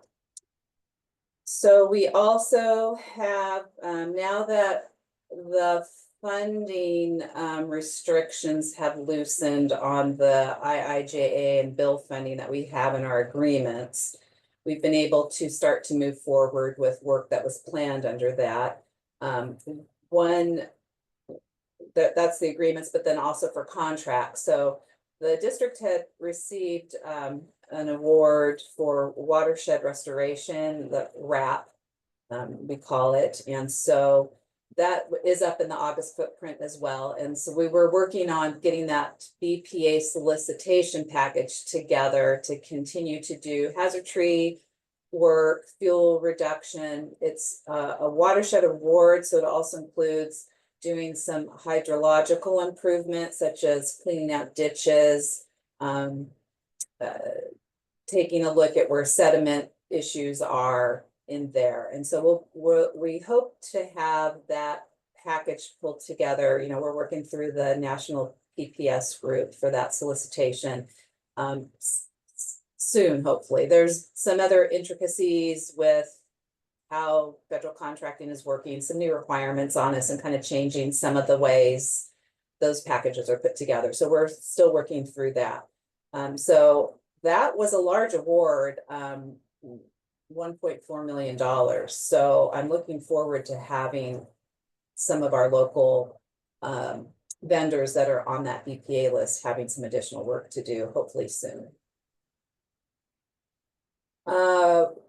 I mentioned roads, and so yeah, roads are a big issue. Still continuing to deal with hazard trees. I wanted to thank Tara for our teamwork that we have with the Good Neighbor Authority agreement that we have with the county, because the county's been doing some hazard tree abatement. As you know, as we all know, their easement is not very wide, and we have obviously, you know, upslope trees that are continue to cause problems on the road. So they've been taking care of some of those, and the funding that we have in that Good Neighbor agreement with the county, we're going to be able to help pay for some of that work that they're doing. So that I appreciate that, and we're continuing. The district specialists, resource specialists, are continuing to support other repair and maintenance work, most notably the Ruth Senior Road failure that the county is doing that repair. And so we've been rapidly providing specialist clearances for heritage and wildlife so that that work can go on. You know, our vital road systems out there. Let's see, what else do I have for you? For veg management work, so the rat tail decision, which is only a little bit in Trinity County, but it is within the landscape. We're moving towards the end of that 45-day objection period. The objection review team has been triggered, so we are expecting to get an objection on the project. Usually those kind of roll in the last day or so before the end of the objection period. So I haven't seen anything yet, but we're being prepared for that. The scoping closed on South Fork Mountain, and a big thanks to Cody Carter for his help with the foresters, silviculturists that are working on that project. I think I mentioned earlier that the stand exam data was completed, and my forester Raquel Thatcher has been processing that information. So that will help us with our prescriptions on that project. Like I mentioned, the scoping period had closed on that, and we actually got a supportive letter from KS Wild. So that was a really nice thing to see. As usual, there's focus on how we're maintaining owl habitat, and so the stand exams are going to really help inform us, along with the work that our wildlife biologist is doing, to really hone in on having good prescriptions that support and maintain and enhance the owl habitat while we meet our fuel reduction and other forest restoration needs there. So I appreciate all the good work that we're doing together, joint forest project. I'll mention hiring real quick. So we did hire a new patrol, and so he should be starting here pretty soon. So that's good. We're losing one of our patrols. Gary Lawhead is retiring at the end of the month after, I don't know, 30+ years of service. So sorry to see Gary go. But at least we have another patrol hired. We have been able to continue with the fire hiring, even though we've been the Forest Service has been in a general hiring freeze. So our temps and our PSEs, our permanent seasonals, are going to be starting on Monday. So, I always struggle with keeping my modules staffed. The hotshot crew will be fully staffed. I pretty much really am down to one engine. But with the agreements that we have with the Southern Trinity volunteers and the Kenton Palm Xenia volunteers, that has really helped us maintain local fire response. So we're continuing with those cooperative fire agreements, and it's been really beneficial for the community. I don't have the exact dollar amount that we've paid out to those two volunteer fire departments, but it's in the hundreds of thousands of dollars over the last couple of years, and it's helped them train their staff, buy new equipment. It's just been a really great thing for the community and for the Forest Service. So I'm excited to continue doing that and see those departments grow in that really great partnership.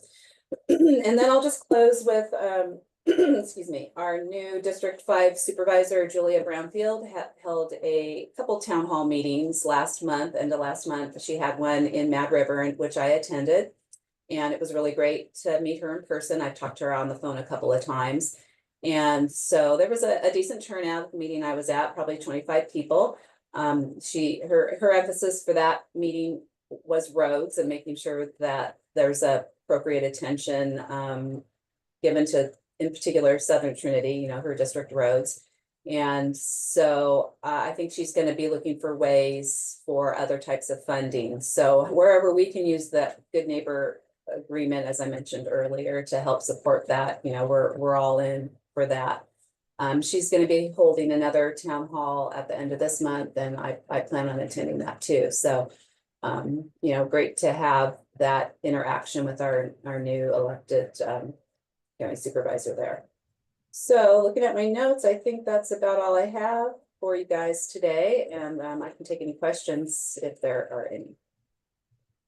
So Kristen, you mentioned the firefighting personnel, but more generally, do you have any news or any clarity on your staffing situation on your district or in the Six Rivers? Oh, yeah, sure, I can answer that. So I did have 3 probationary employees that were reinstated, or one was a forestry tech actually, and she was reinstated early on as essential personnel. And so I had her. The other individual is my admin assistant, and so she'll be coming back on Monday. And the third is a pathways intern who typically just works part of the time in heritage and wildlife. So those are critical positions to have back. I did lose my wildlife biologist, the district wildlife biologist, but I have a wildlife tech who was hired as part of the wildfire crisis strategy, where we have since absorbed those employees back into the general org chart. And she's great. She's doing a really good job. You know, she's a tech in a GS8, so I need to be cautious not to overburden her outside her position description, but she's definitely a go-getter. So I'm feeling good about that for wildlife. I'm still lean on forestry. I got the tech back, which was good, but she also works in range as well. And I have Raquel Thatcher, who's my GS9 subculturist. She's going to be going to NASP. That's the National Advanced Silviculture Program. So very rigorous program, but she's working on the stand exams. She's doing a good job. And then I have a harvest inspector, another forestry tech, Levi Ash, and he's going to be taking his, hopefully, at the end of the month. I think that's still going, their sale admin test at the end of the month to become a qualified sale administrator. So small team, but really robust individuals, you know, doing a lot of work. I don't have a planning forester, Bronson Dillard, who was also part, you guys probably, you know, have met him, part of the landscape, who's now absorbed back into the forest. So he's still, he sits in my office. He's still working on projects that we have, but he's a forest resource. So he's also going to be working on stuff for Lower Trinity and Orleans as well. So I'm pretty lean. The fire planner that I have has been a huge help. So we're doing the best we can with what we've got. And, you know, I just, as long as there's still a hiring freeze, it's going to be tough to fill those positions. I think we're innovative in the fact that we do have the AD authority. And so we've been using that where we can. And then the other thing is, you know, we all in our position descriptions have 20% other duties as assigned. And so I've leaned into that pretty hard. You know, especially when I didn't have my admin assistant and we had certain things that like housing and front desk and collection officer, those kinds of other duties. I had my archaeologist step up to sit at the front desk and sell wood permits, you know, recreation, same thing. So definitely a lot of wide ranging skills people are gaining and helping with and filling in. And, you know, that's really, that's the Forest Service I grew up in, right? Where we all pitched in and did that kind of stuff. So, you know, we're doing the best we can with what we've got. So hopefully it's, yeah, enough of an answer, or hopefully not too much of an answer. Sherry, you have your hand up? I not so much a specific project, but the Good Neighbor Authority with the county has been mentioned a couple times. Who is the contact person now on the county end for that? Well, Tara, help me out. I think it's been Panos, right? Or do you have? And also, I think there's a Patrick Flynn, I think those two names. Okay, thanks. Very good. Okay, any other questions for Kristen? Thank you, Kristen. That was great. It's good to have you back. Thanks. Okay, on to the National Recreation Area. Sarah, are you available? Yes, indeed. So I'll start out with the North Trinity project and then talk a little bit about the lake transition. So for the North Trinity project, appreciate all the good comments we got with scoping. The interdisciplinary team has been analyzing those comments and figuring out how we can make sure that our analysis covers what folks are concerned about. Most particularly, we're doing a lot of work with this project related to making sure we have a seamless lake transition and that we have good lines of communication between the teams. My team will be keeping the analysis for the project as we move forward, but Tara's team is going to take the lead on the, as we typically do, the implementation, but then also kind of some of the coordination, communication with the collaborative, with the public. So we will still be working seamlessly behind the scenes as Tara and I attempt to do now. But we're just really wanting to make sure that for this project, it keeps staying on the rails and keeps making forward progress, since we do have funded owl surveys, funded botany surveys, and funded heritage surveys that are now able to fully move forward. So there was some uncertainty there for a while. We're now in a place where we have the certainty that those surveys will be able to move forward, and we are decisively moving forward on getting those surveys complete. Let's see. Because there were some kind of questions and comments raised around the scope of the project, area-based versus linear features, we're going to be doing a meeting at our supervisor's office to really hammer out those topics in more detail than we were able to provide in the scoping notice. And so the next communication you all see from us on this topic should have a greater level of detail to be determined on that front. But I know that was an area of interest. So that is what I have for North Trinity at this point. I'll pause for any questions. Yes, Carol. So at the last collaborative meeting, there was a question about whether or not you've actually applied for the emergency action determination. Have you done that yet? We have not done that yet. And then you said you were going to have community meetings before you decided to apply for that. Are you scheduling community meetings? I don't believe we committed to community meetings, but definitely further collaboration. I think if folks would like community meetings, we can put that on our list of things to discuss as the public engagement plan for this this project. Okay, well, at least community meetings, are you getting, I mean, can the collaborative provide input on whether or not you need to apply for the EAD? I certainly would always appreciate hearing folks' perspectives on all aspects of the project. So I would say we welcome that input. Tara, do you have a perspective you'd like to offer on that? At the last collaborative meeting, I think the collaborative, several members of the collaborative objected to applying for the EAD. So I'm just kind of trying to figure out how you guys are considering whether or not to proceed with that. Because again, so my concern is that since you haven't addressed that issue, then you're leaving yourself open to a legal challenge, which would delay the project. And so I'm trying to figure out how to be responsive.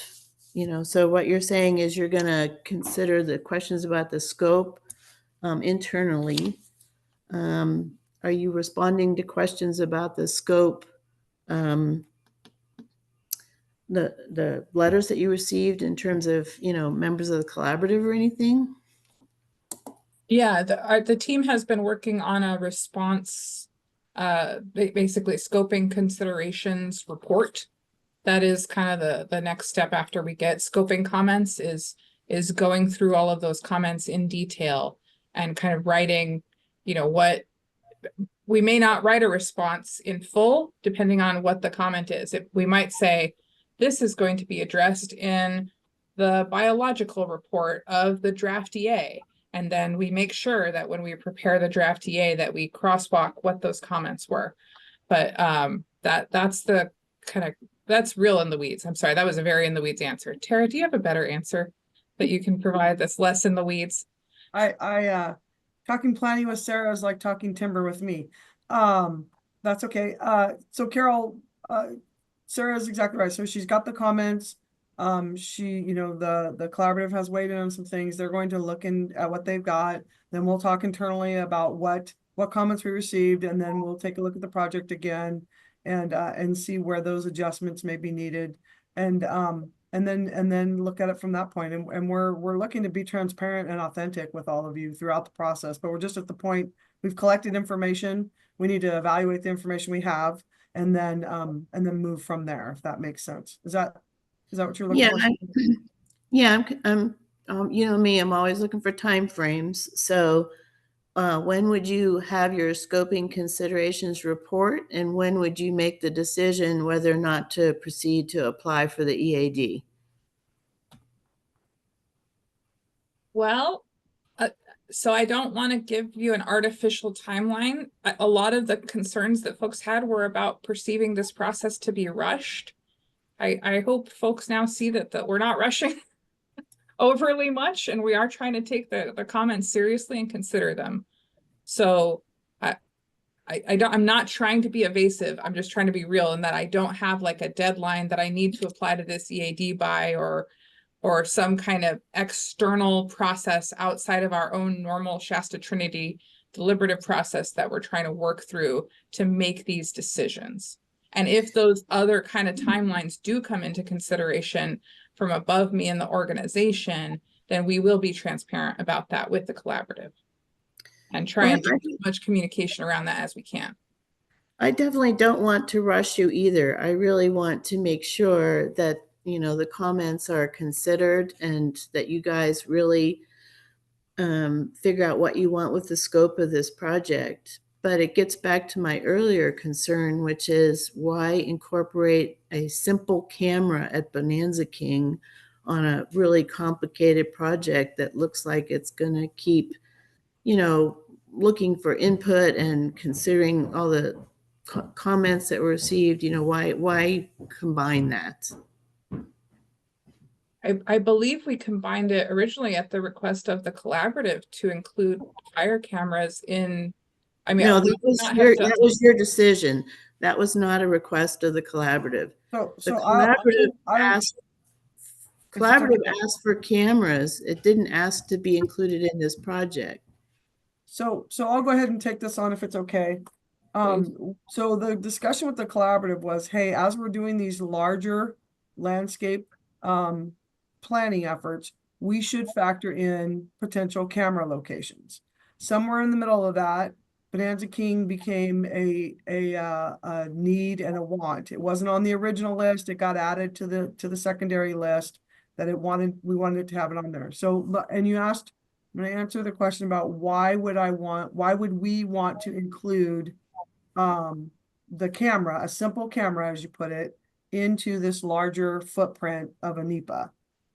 Because the planning team is already committed to working in that footprint. And so including whatever we may be doing to lower the risk to the community in that analysis makes sense, because the consequence of not doing that, Carol, and probably the piece that we don't talk about enough is our special uses workload. For every small project we have, it takes specialist time, it takes a planner, it takes decision time, it takes surveys. And so we end up, a lot of the small projects, as you put it correctly, end up being, death by 1,000 pinpricks. There's so many small projects that if we don't start to incorporate those into the larger projects, then we're just not going to get, we're not going to get the big projects done, and we're not going to get the small projects done.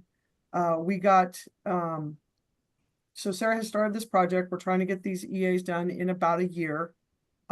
And even the CEs that we did for the 6 cameras, I wish I could tell you it took less than a year, but I can't. And Jerry, I think Jerry, drug us across the finish line to make sure that we got that done. Then there's the whole permitting process. So it's just about being strategic with our time and trying to get the most done on a footprint that we can. What time frame are you're hoping to have what for Bonanza King? What expectation are we not meeting for you out there? So Bonanza King was on the original list that was in our white paper in 2019, first of all. Okay. And secondly, I'm hoping less than a year. I mean, it's been over a year already.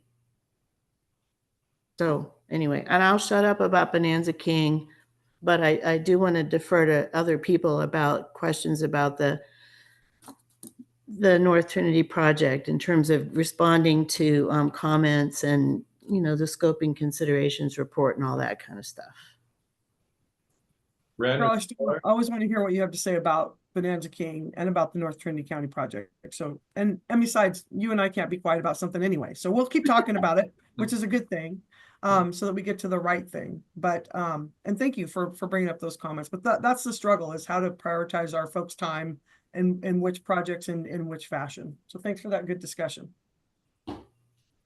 Brad or Tyler, you have your hand up? Yeah, I was just curious, Sarah, about the funding for wildlife surveys. So you have funding for it? Does that mean that you have biologists that are going to complete that this year?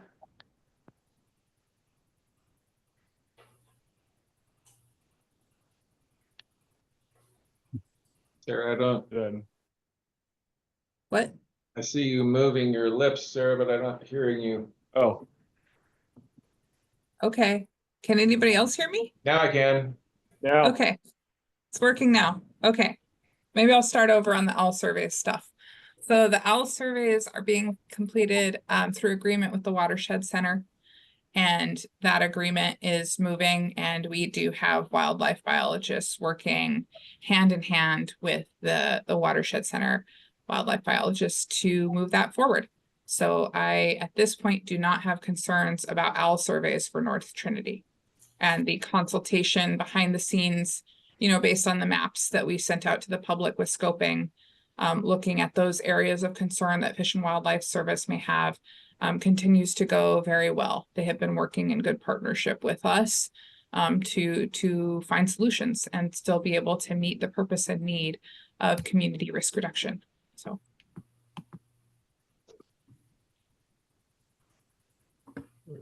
Okay, very good. Any other questions for Sarah? Well, about what? She's promised to talk about transition. Yes. Okay. Happy to move to that next. Okay, sorry, I've lost track of the thread. So please go ahead. So we are moving forward with transition. We briefed Rachel Berkey and Carrie Otto on our transition plan earlier this week. One of the outcomes of that is going to be knowledge sharing week. That will be a dedicated point set in time, one of the upcoming weeks in April, so that we can have our team members all get on the same page about what will be happening across the different programs, and having that dedicated time to say, okay, here's the files for this. Here's how we've dealt with this issue in the past. Who's gonna handle this? Who's gonna handle that? Get all of those things addressed, as well as the kind of other staffing bureaucracy kind of changes. We're not looking at too much staffing changes, maybe one or two as part of that. Part of that announcement is a little slower because of the fact that we can't make a lot of staffing changes with our hiring freeze right now. But I would say that all continues to go well. We are still moving forward with the lake transition, and starting in May, Tara and the West Side will be your points of contact for all things Trinity Lake and Lewiston Lake and NRA. And we will be working. It is not like I am going away. you all still have my email address and my phone number. And if it's really that dire, you can call me as a backup and then I'll call Tara. But really call Tara first and call her staff first. And we will be working to support 100% behind the scenes to make sure things don't go off the rails.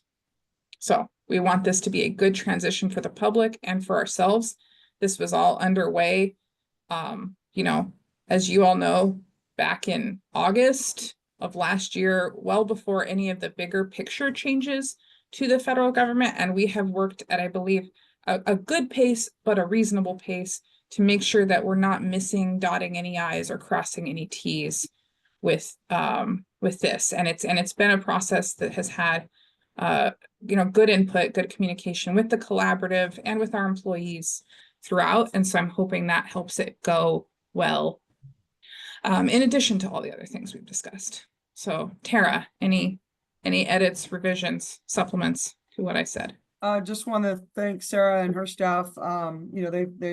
They've certainly been great partners in helping us figure out how to transition this, including helping us secure some funding for a boat.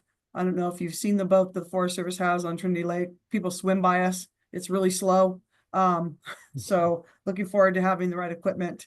And Sarah's group is also getting us some training so we can have more certified and licensed boat operators. So things are progressing well. Looking forward to the transition and just having a clean way for you guys to contact us and communicate with us and having that. We'll provide the collaborative. We talked about this at the rec subcommittee with an updated contact list of, that has Mike McFadden's and Cliff's numbers and mine and Ben's. Ben definitely kept this thing moving with Sarah while I was in Alaska, as we discussed earlier. So really appreciate the work that kept going on that.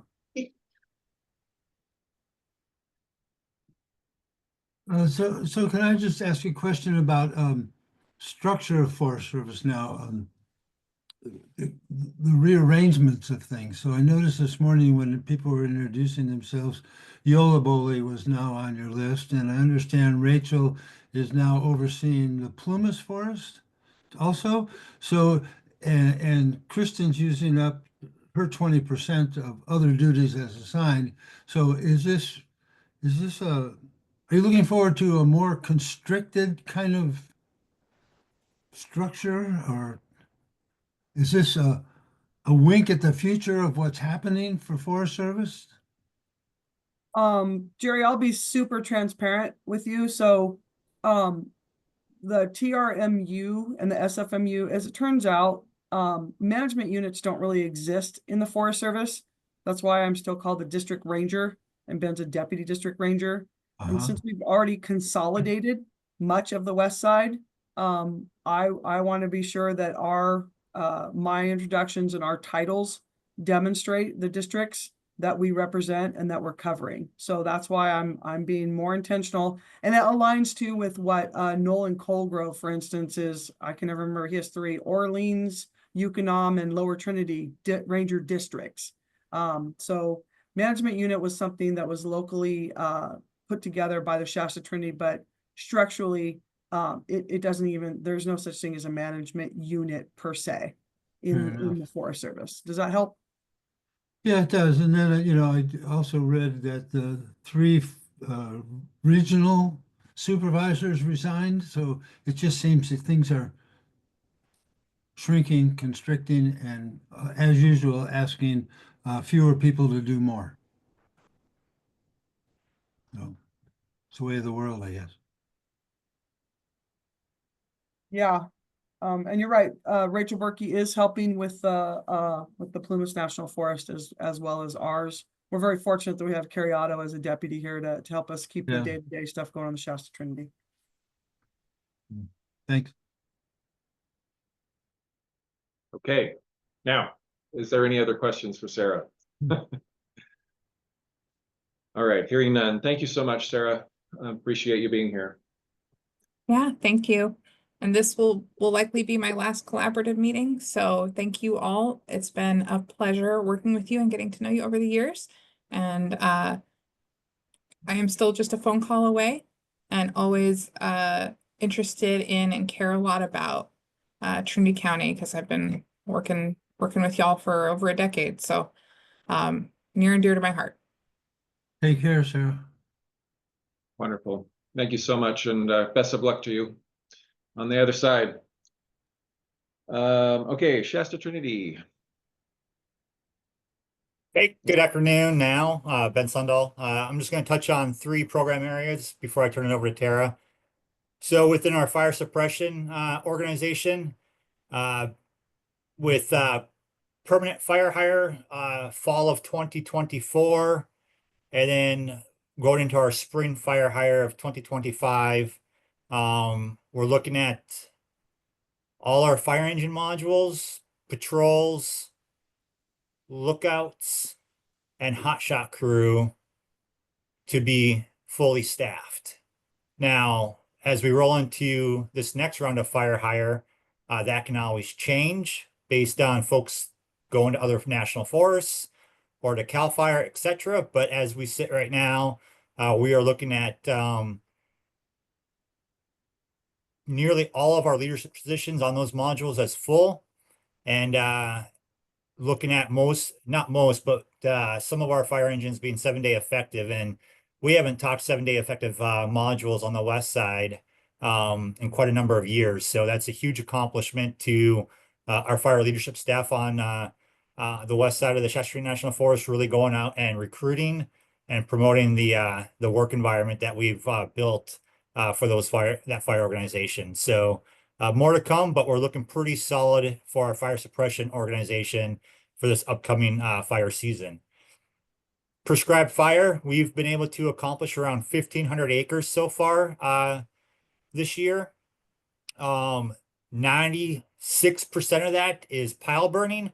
And as you know, pile burning is a very time-consuming process. So huge shout out to the folks across the Shasta National Forest that have come over and helped the west side out burning those piles. We're looking at continuing burning on the Weaverville district next week. So that acreage should increase before we hit usually the window where we need to start transitioning to more of that fire suppression role due to fire season kicking in.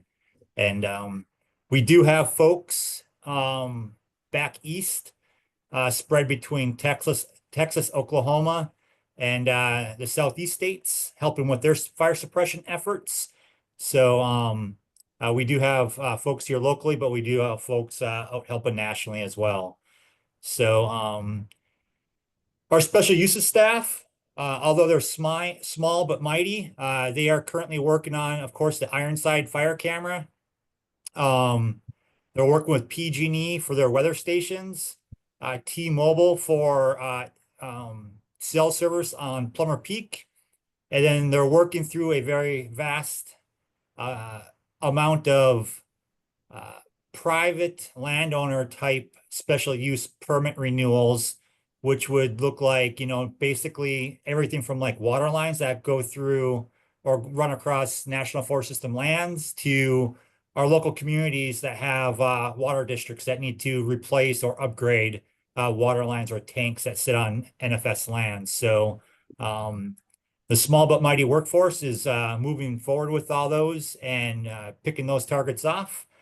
So they're doing some great work, but it's a very, as Tara mentioned, we have the large landscape NEPA efforts, but what goes usually unnoticed is all the small special use type stuff that still require some level of NEPA and specialist review that really kind of chew away at everybody's time. So a huge shout out to those folks to get some of that stuff accomplished and meet the needs of the private landowners that are looking for those permit renewals. So that's a quick update on my 3 program areas, and I'll turn it over to Tara.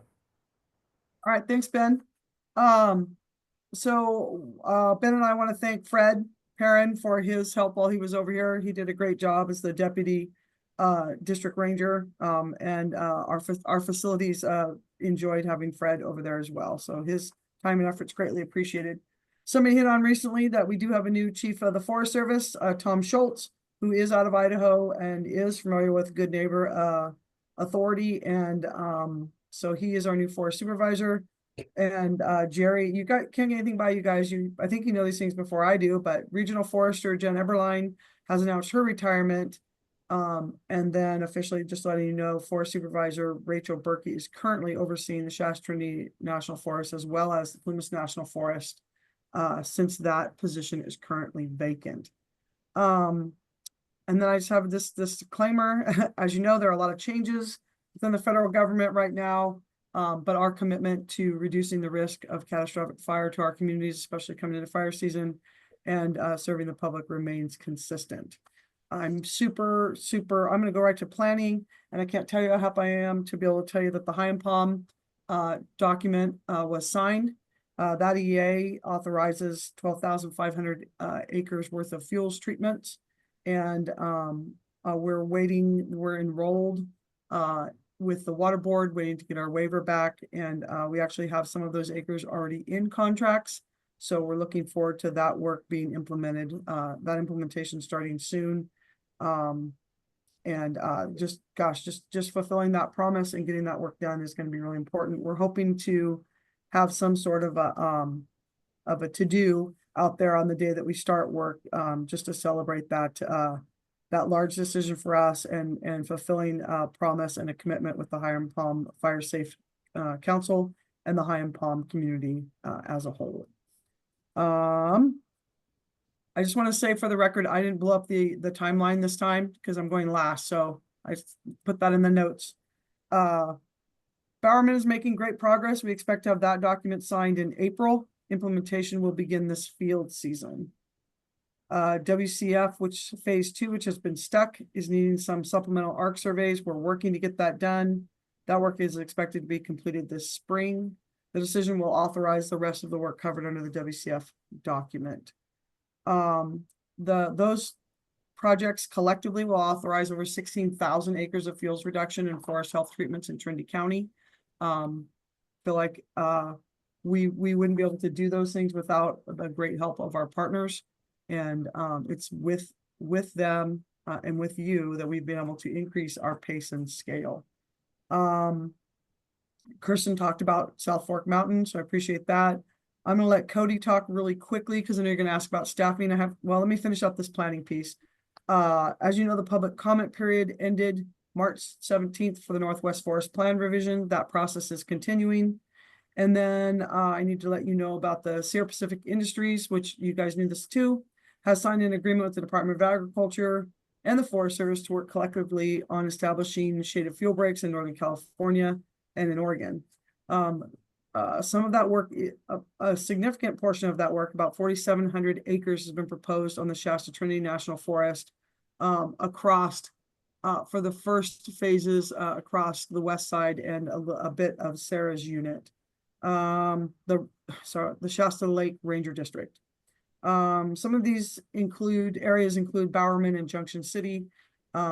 And wanted to let you know, no timber will be included in the agreement, or any commercial products that are generated will be decked and sold competitively.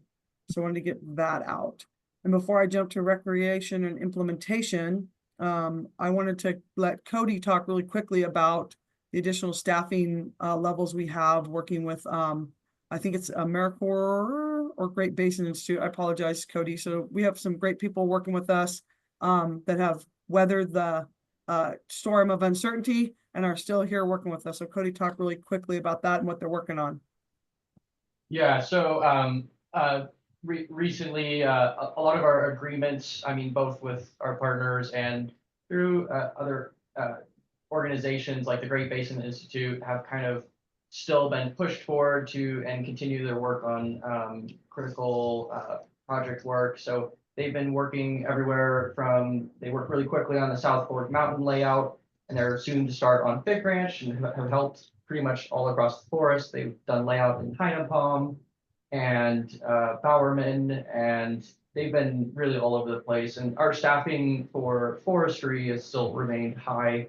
They had a lot of our folks in the forestry department have had a long enough tenure, and so they were still remaining. So our staffing in silviculture and timber remain high. So okay, And along those lines, we're planning to, last thing I have for planning, there's always so much planning. Big Ranch will begin scoping in May. The Junction City project should be scoped in April. Junction City, the planning lead for that is the Watershed Center.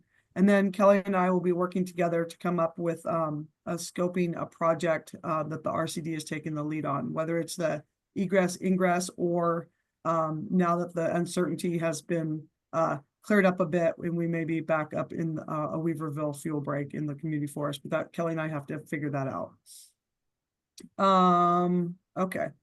Blah, blah, blah. Oh, super excited. On April 11th, we'll be hosting a training for planning practices, report writing, and an overall deeper dive into NEPA.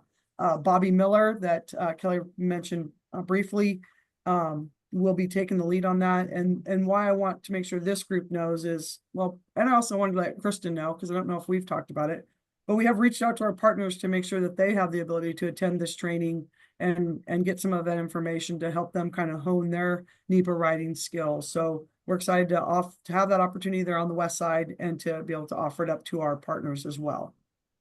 Okay, let's move on to implementation. Implementation work is expected on High and Palm this summer, Bowerman, Westside Plantations, Trinity Camps, and we'll be working with the collaborative group to which wares we're going to work and which wares we're not. So we'll work that out. I'm fully aware of our commitment on those 4 campgrounds. We'll also be doing work in Pilot and Pettyjohn. So that looking forward to that, as well as in WCF. And additional fuels work will also continue in the August and McFire.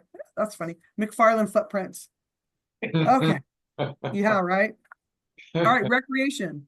If you haven't been out to see the work that our folks have done recently in Preacher Meadow or in Hayward, they've done a lot of great work there, and they've moved on to they are fighting the good fight against the Scotch broom in Fairview. Thank you. And apparently you won't have to dodge the weeds to launch your boat. It has been an epic battle, but I expect that they're going to come up victorious on the other side. So we talked implementation, we talked recreation, we talked planning. That was huge. And then I think the changes, we talked staffing. So staffing, we weathered the storm fairly well. Probably the biggest impacts to us, quite frankly, have been retirements. And we did have one resignation. Eric Wiseman elected to resign. We wish him the best of luck. And Galen Anderson has retired. So that for us is a hydrologist and a fisheries biologist. So we're fortunate in that during the hiring windows that we had, we were fortunate enough to swipe one Amelia Flights from Kelly, which gives us some depth, as well as picking up a hydrologist, Fran. So we are still be able to continue forward. And we're lucky that Bobby Miller comes with extensive fisheries and planning experience. So that's been helping us be successful. Whew, that was a lot. I think I can pause for questions now. I'm sure you guys have a list, but did I mention how happy I am about High and Palm getting signed? That's the biggest thing we've done in a long time. It would have taken us a really long time to get it done in the past several years in very small chunks. And I really appreciate the white paper because it lines up with the kind of work that we're looking to do, the stuff we've talked about in the woods. And I'm excited about being able to fulfill that common vision that we have moving forward. All right. I think I can pause for questions now. Any questions for Tara? Cody, did you have something to add? Yeah, I was just going to say, some of our, this year and next year, we all are also looking at filling up all of our tree coolers and reforesting thousands of acres over the next 2 years. So I did want to point that out, Tara. I don't know if you covered that. I meant to say that we're planning this year to plant roughly about 1,000 acres in I think it's the August fire footprint. So I don't remember if I said it now. It's been a long report out. Excellent. I see Ren and Tyler's hand up. Just curious, what removing of the Scotch broom, are you just like grubbing and putting in bags and taking it off site, or how are you removing Scotch broom? Exactly the way you said it. We're digging it up by the roots. From what I'm told, we had one of them had a leader, like, I don't know if you could even, if I could go that far, but it just kept coming and coming and coming. Yeah, that. Pretty much, yeah. So we're packaging it up and we're gonna we taking it to go burn it. Great. Any other questions for Tara or Cody? For Ben? A quick one for Tara. Who gets to fly drones now with Eric gone? Do you have somebody? That's a good question. We do have, I think we have other people, gosh, Cole.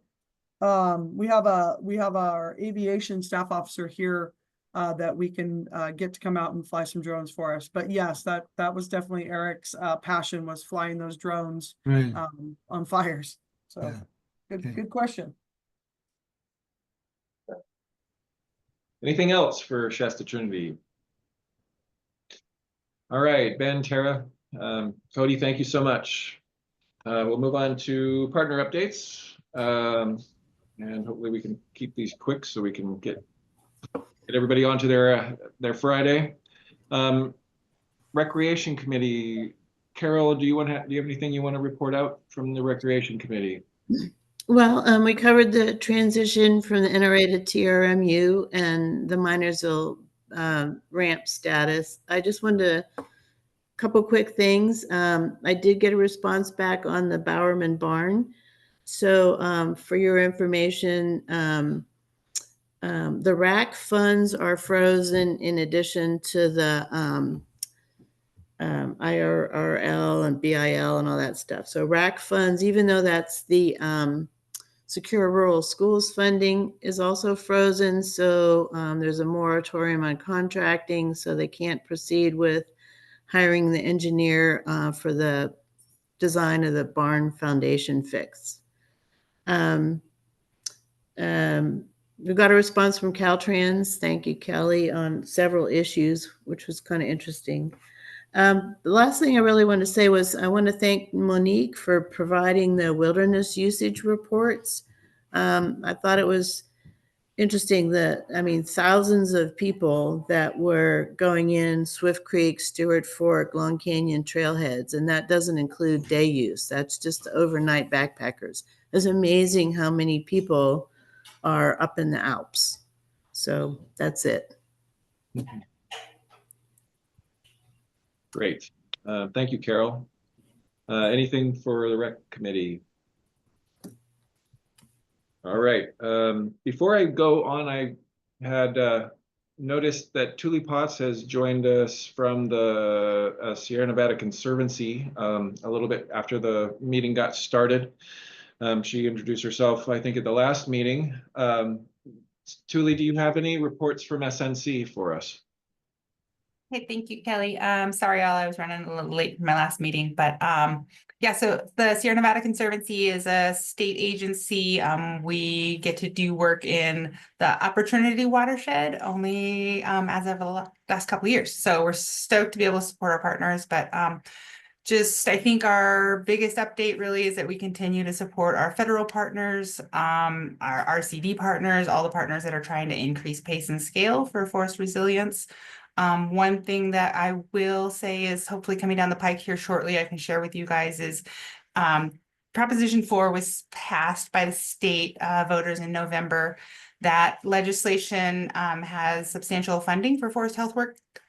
The rollout of that is a little bit slow. That legislation was written such that there's a couple of hoops that we need to jump through before we can have a funding round on the ground. So we expect to be able to have that money available to hit the ground next summer. And we'll work with partners to work on projects. We can do that for planning or implementation. Another thing we are doing is we're aggregating kind of what all the funds are in Proposition 4 and where those are going, just so partners kind of have an idea of what funding opportunities there are from the state in that pot of money to be able to support your guys' work. So I think that's the big message. in the short term, every month, we still do our funding opportunity newsletter. I'll put a link to that in the chat. So if you're not checking that and you're looking for funding, that's a great place to look.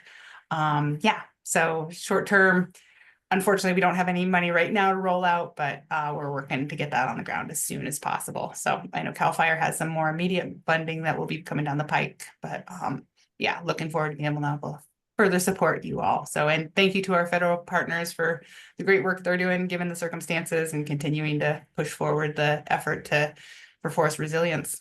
We appreciate it. Excellent. Thank you, Thule. Any questions for Thule? Awesome. Well, thank you again for that impromptu. Would you like me to add you to our partners updates section of our meetings going forward? That'd be great. Yeah. Okay. We have a Thursday morning standing meeting, but I will join as often as I possibly can. So thank you. Okay, fantastic. Thank you so much. All right. Next on the agenda is RCD. Shay, do you want to kick us off? Yeah. So we've been doing some work in JC Park. Our district crews have been doing that work, just cutting and piling around the disc golf course. I know people have been seeing that, but we've been getting good response from that. We had contractors working in the Pettyjohn area on units Vista 1 and 2. It's right along Trinity Dam, right by the lake. And then we also have contractors working still in Reading Indian Creek, and all of those should be done by the end of this month.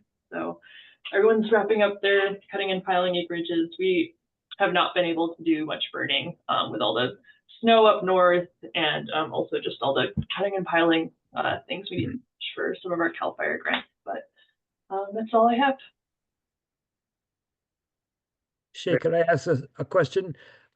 This is Arnold Whitridge. I had it happens that I visited Junction City transfer site last year, and I couldn't believe the extent and magnificence of the Scotch broom along the roadside there. And so are your efforts at the Junction City Park extending over that direction, or do you have any plans in the future to go in that direction? It's really amazing. It's like a monoculture, but they're immense, they're healthy, they're really happy. Yeah, definitely. So that's definitely more botany, but I know they've been out there a few times. They're starting to work on a noxious weed plan for Junction City, that whole area. I know we also put in and asked for some funding, I believe in Title III, to do some noxious weed removal in that area. So very early stages, but maybe you'll have an update next time. There may not be any Title III for a year or two, but good. This year's Title III, we'll see. Yeah, the county's in the process of reviewing. They're in the 45-day comment period for this round of Title III, which I believe totaled out. Shay, do you remember? It was like, is it $230,000? I believe so. All I know is that I think there's 10 grand over asking, so we might have to reduce. I think the water. Yeah, we're deciding what's how we're gonna fit that budget internally. Yep. Great. And ascertain whether it's frozen. That's money that the county would have already had in hand prior to the federal funding freeze. Okay. Yeah. Great. Yeah, so that's moving along. I know there are asks from the RCD, the Watershed Center, Trinity Center, BFD, if I'm not mistaken. No, we declined and combined it with Weaverville Fire Department. There we go. Okay. Weaverville Fire, the usual suspects, I think, generally speaking, for that those awards. Search and rescue. Search and rescue. I think we were doing pretty good considering we were only 10,000 over the ask. So that's a fairly easy number to whittle down. So and I know the Watershed Center and the RCD had come to the arrangement that we would just reduce our asks to make it all fit. So it would be easy for the supervisors to make that decision. Let's see, Dylan, do you want to talk a little bit about some of the work that you're doing with regard to environmental compliance and projects that we've got in pre-planning and whatnot?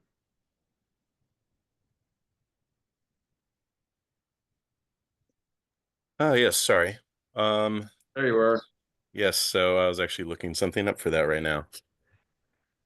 So yes, we've got up into the Upper Trinity recently and started checking out some sites for the Trinity Alps Access Project, and that's yeah, a little on hold after the snow until we can get back up there. But planning's going great for that, and I think we're aiming for a field tour in June, if that's correct.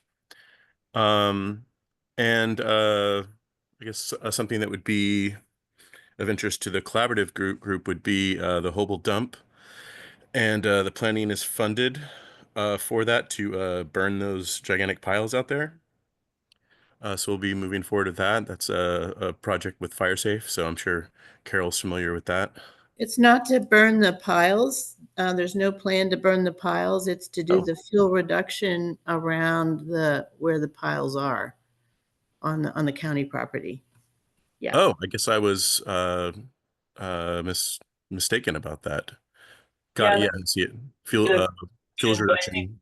Yeah, I think we wanted to write the environmental, so if, like, someone else wanted to burn them, they could, but it will not be at the RCD doing the burning, or we will not take the lead on that. Got it. Okay. Kind of what I was imagining. So yeah. So the planning is going to be the county property around the dump itself to do fuel reduction. Is that right? Yes, that's what I'm reading here actually. Okay. Just Okay, received this perfect. email the other day. But I Thank guess you. we'll Shay's correct that we will be writing the permitting so that the piles there will be available. That the permitting will be there for if anyone wants to implement that in the future. Yeah, the intent was that the planning would include both Yes. pieces. The county would still be on the hook for burning if they needed to, but at least the environmental would be done. Cool. Anything else, Dylan? I think that's it for now. Okay, super. I will add a couple things to that. I know that we're still working with the McConnell Foundation, waiting for FEMA to complete its NEPA.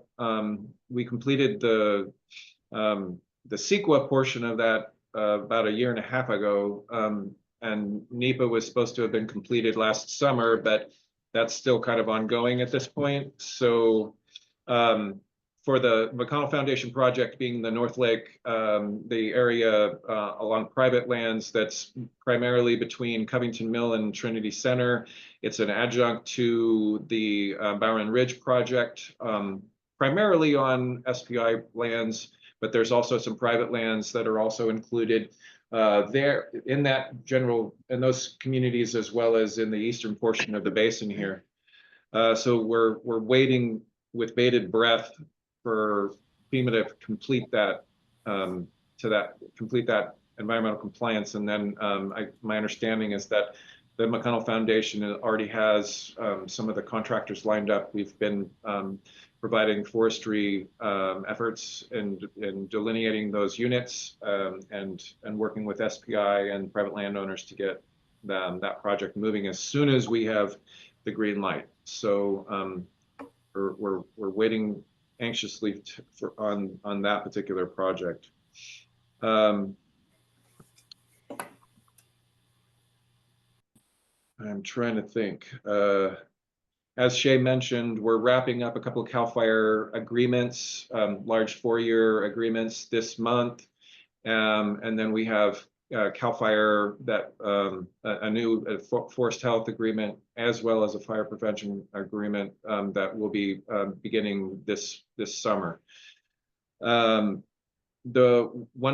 far as funding is concerned, I'm happy to report that we got the go-ahead. The the agreements that we have that are tied back to IRA and BIL funding, primarily through the wildfire crisis strategy, have been released to us as of about a week and a half ago.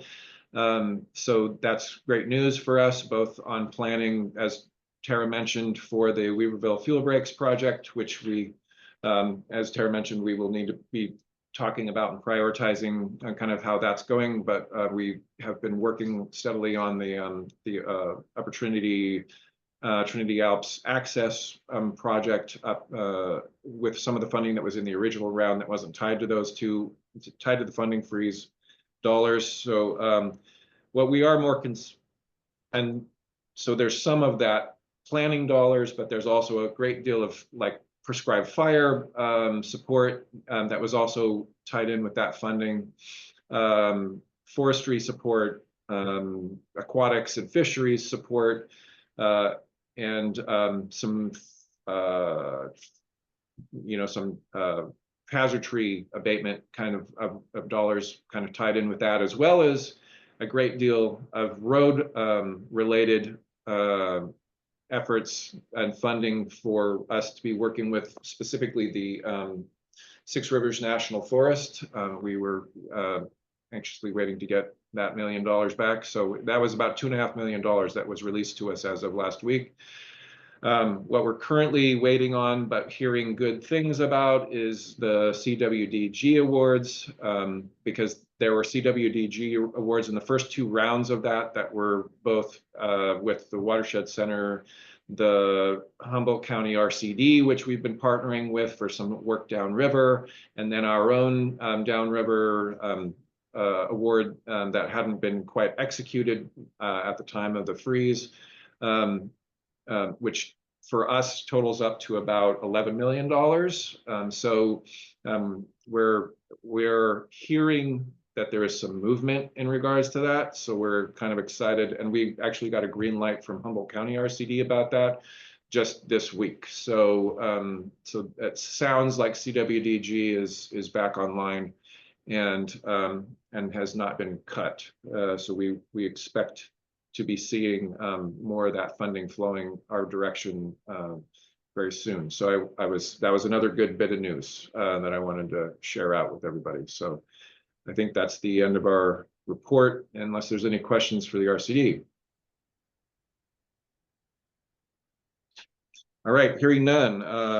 Do we still have Xander on for Watershed Research and Training Center? Yeah, luckily, I think a lot of the things we're involved with have been touched on already. So hopefully we can be kind of quick here. I think the other thing that has yet to be mentioned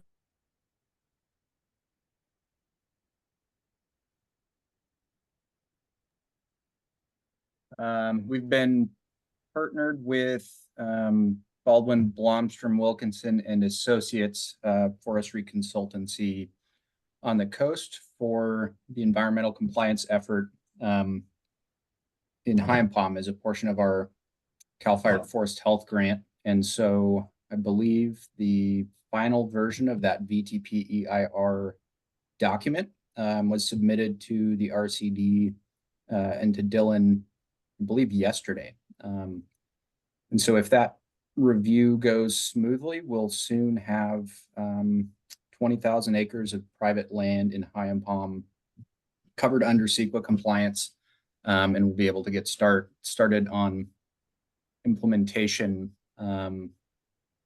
weather and funding allowing. So that's I think my biggest recent news in the forestry and fuels program at the Watershed Center. Once that really gets into motion on the ground, I think we're also going to be focusing on a similar compliance project for the Hayfork community as the other half of that forest health grant. I think that's all the big news I have, unless folks have questions. And that just Xander, so that you know, that environmental compliance, that CEQA is basically going to our board for review on Tuesday. So we hope to have good news for you Wednesday morning. Anything Thanks, for Xander and the Watershed Center? Okay, not hearing anything. Thank you very much, Xander, for that report. And one last thing, Kelly, I wanted to congratulate and thank Tara and all of her folks for getting that High and Palm NEPA through and signed.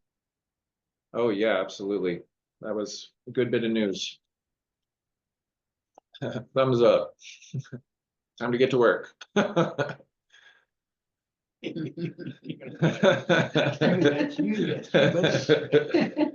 All right. Okay, very good. Concluding business. I've not seen no U.S. Fish and Wildlife Service folks on the line. Concluding business, facilitation team. I don't have anything specific to report out other than the topics we've already touched on. I did want to inquire with everybody on here what we thought we would want to do for field tour in April. Is there any ideas, projects that we need to take a look at? Dylan had mentioned potentially having a look at some, like pre-scoping for Trinity Alps Access in June, when we feel like we'll have the ability to get out and, get and not be constrained by snow. But does anybody have any concepts for next month? Tara, I'm looking at you. Yep, I'm waiting to see if there's something that you guys specifically want to see. I know you've been to Big Ranch a few times. I think you went to Junction City while I was gone. So if there's something you want to go see, I'm happy to go look at it with you. Otherwise, I'm happy to go look at either Big Ranch, or we can go look at in the Weaverville Community Forest a bit, and look at, take that white paper with us and look at, that's what I was thinking about doing on Big Ranch, is taking the white paper with us, or your guiding guidelines there, and go down there and look at what that might look like on the ground. Cody and I have looked at it and are super, we want to do oak woodland restoration, we want to do meadow enhancement, we want to do all that other stuff that's in there. The other alternative we have is Corral. We're going to try to, in the window between finishing High and Palm and starting Big Ranch, try to finish Corral Gulch. I think it's a watershed restoration project there in the Indian Valley. But I'm open for suggestions if there's somewhere specifically you want to go look.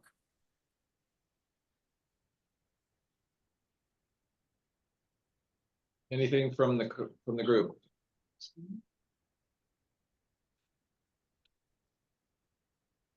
Okay. So, sorry, Kelly. I thought that was a good idea, Tara. Maybe we can take that white paper and ground truth it, and just kind of walk about. I'm not sure whatever meets agency needs for moving projects forward, but maybe we could wrap those two things into a field trip. That would be great, because I'm working on, I'm finishing up the pill for, Cody and I are working on the pill for Big Ranch. And then prior to the scoping coming out, it would be great to have, some more in detail discussions about what those treatments, what treatments we're looking at in Big Ranch, and how we think we're going to kind of have to split that up a bit. I don't mean to keep going back there. It's just that one of the bigger, more complex projects we will be taking on. So want to make sure we're all have asked the questions that are, at the top of our minds, and that we're ready to move forward. I don't want the scoping to come out and there to be any surprises for any of y'all. How many acres now is Big Ranch? Still the same? Yep, 35,000 acres now. We may have to sign that in a couple different decisions, because of I won't have all 35,000 acres of ARC surveys done when I'm ready to sign the NEPA. And so we'll have to wait till we get the rest of those ARC surveys done to sign the rest, but that's what I'm thinking right now. Jennifer, as another idea, I know that, as I mentioned earlier, Jess Paoli's been, keen on trying to get something going with regard to Jennings Ridge. Is that something that we should maybe not in April, but at some point plan to have a look at? Like you read my mind, Kelly. I was just messaging him to see if April would be too soon. And yeah, they said if you guys want to do April, they'll make it work. But otherwise, yeah, we can shoot for something after that to get out and take a look at what they're thinking for Jennings Ridge. Okay. So, I mean, that's a new one for us. And I know that a lot of, and we've rarely actually gone out on field tours with BLM. Not to circumvent, you know, Tara's idea here, but would that, if that's feasible, does that sound good to the group? Something new to look at? Yeah. Yeah, I like new places. Okay.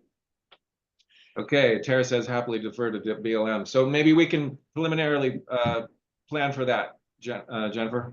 And those are the second. That would be the third Friday. Third Friday. So I believe that is the 18th of April. If we have access to that area. Yep, I will let them know and we will figure it out. Okay. Okay, we'll you. go with that, and the fallback will be, I mean, we could always grand truth the white paper, pretty much for any of these projects, I think. So, but definitely, you know, I think that would be a great plan or a great fallback if we can get back out onto to Big Ranch. Does that work, Tara? That'll work. And I guess I don't need to, you just listen to me typing. If we do go to BLM, I might request a special Zoom meeting just to kind of go over, again, don't want anyone to be surprised when we scope. Nothing should be different than what we've talked about, but I might want a special Zoom meeting, just go over the Big Ranch project prior to scoping, even if it's just a Zoom meeting or a Teams meeting. Yep, we can talk about that too. Okay. Yeah, we can set that up. Sounds great. All right.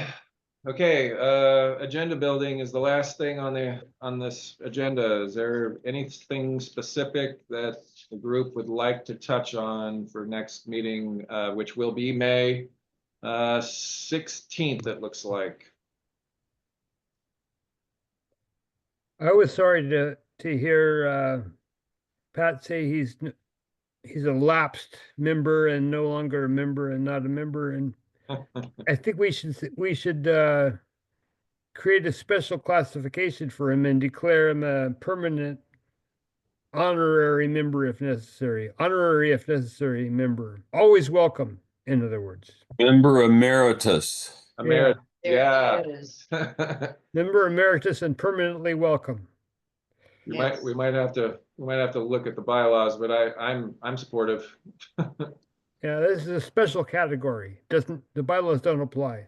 I like that idea, Arnold, a lot. Me too. He's listening. All right. Well, not hearing anything else, I'm sure that we'll be able to, I mean, there was a lot discussed today. Thank you all for hanging on for that extra 35 minutes of unscheduled discussions.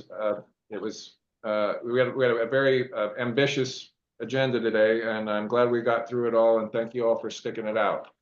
Greatly appreciated. With that, if there's no other topics for the good of the order, I'd say we're adjourned. Great. Thanks, Thank Kelly. you. Thanks, Bye. everyone. Thanks, everybody. Bye. Thank you. Have a good weekend. Yes, y'all too. You too.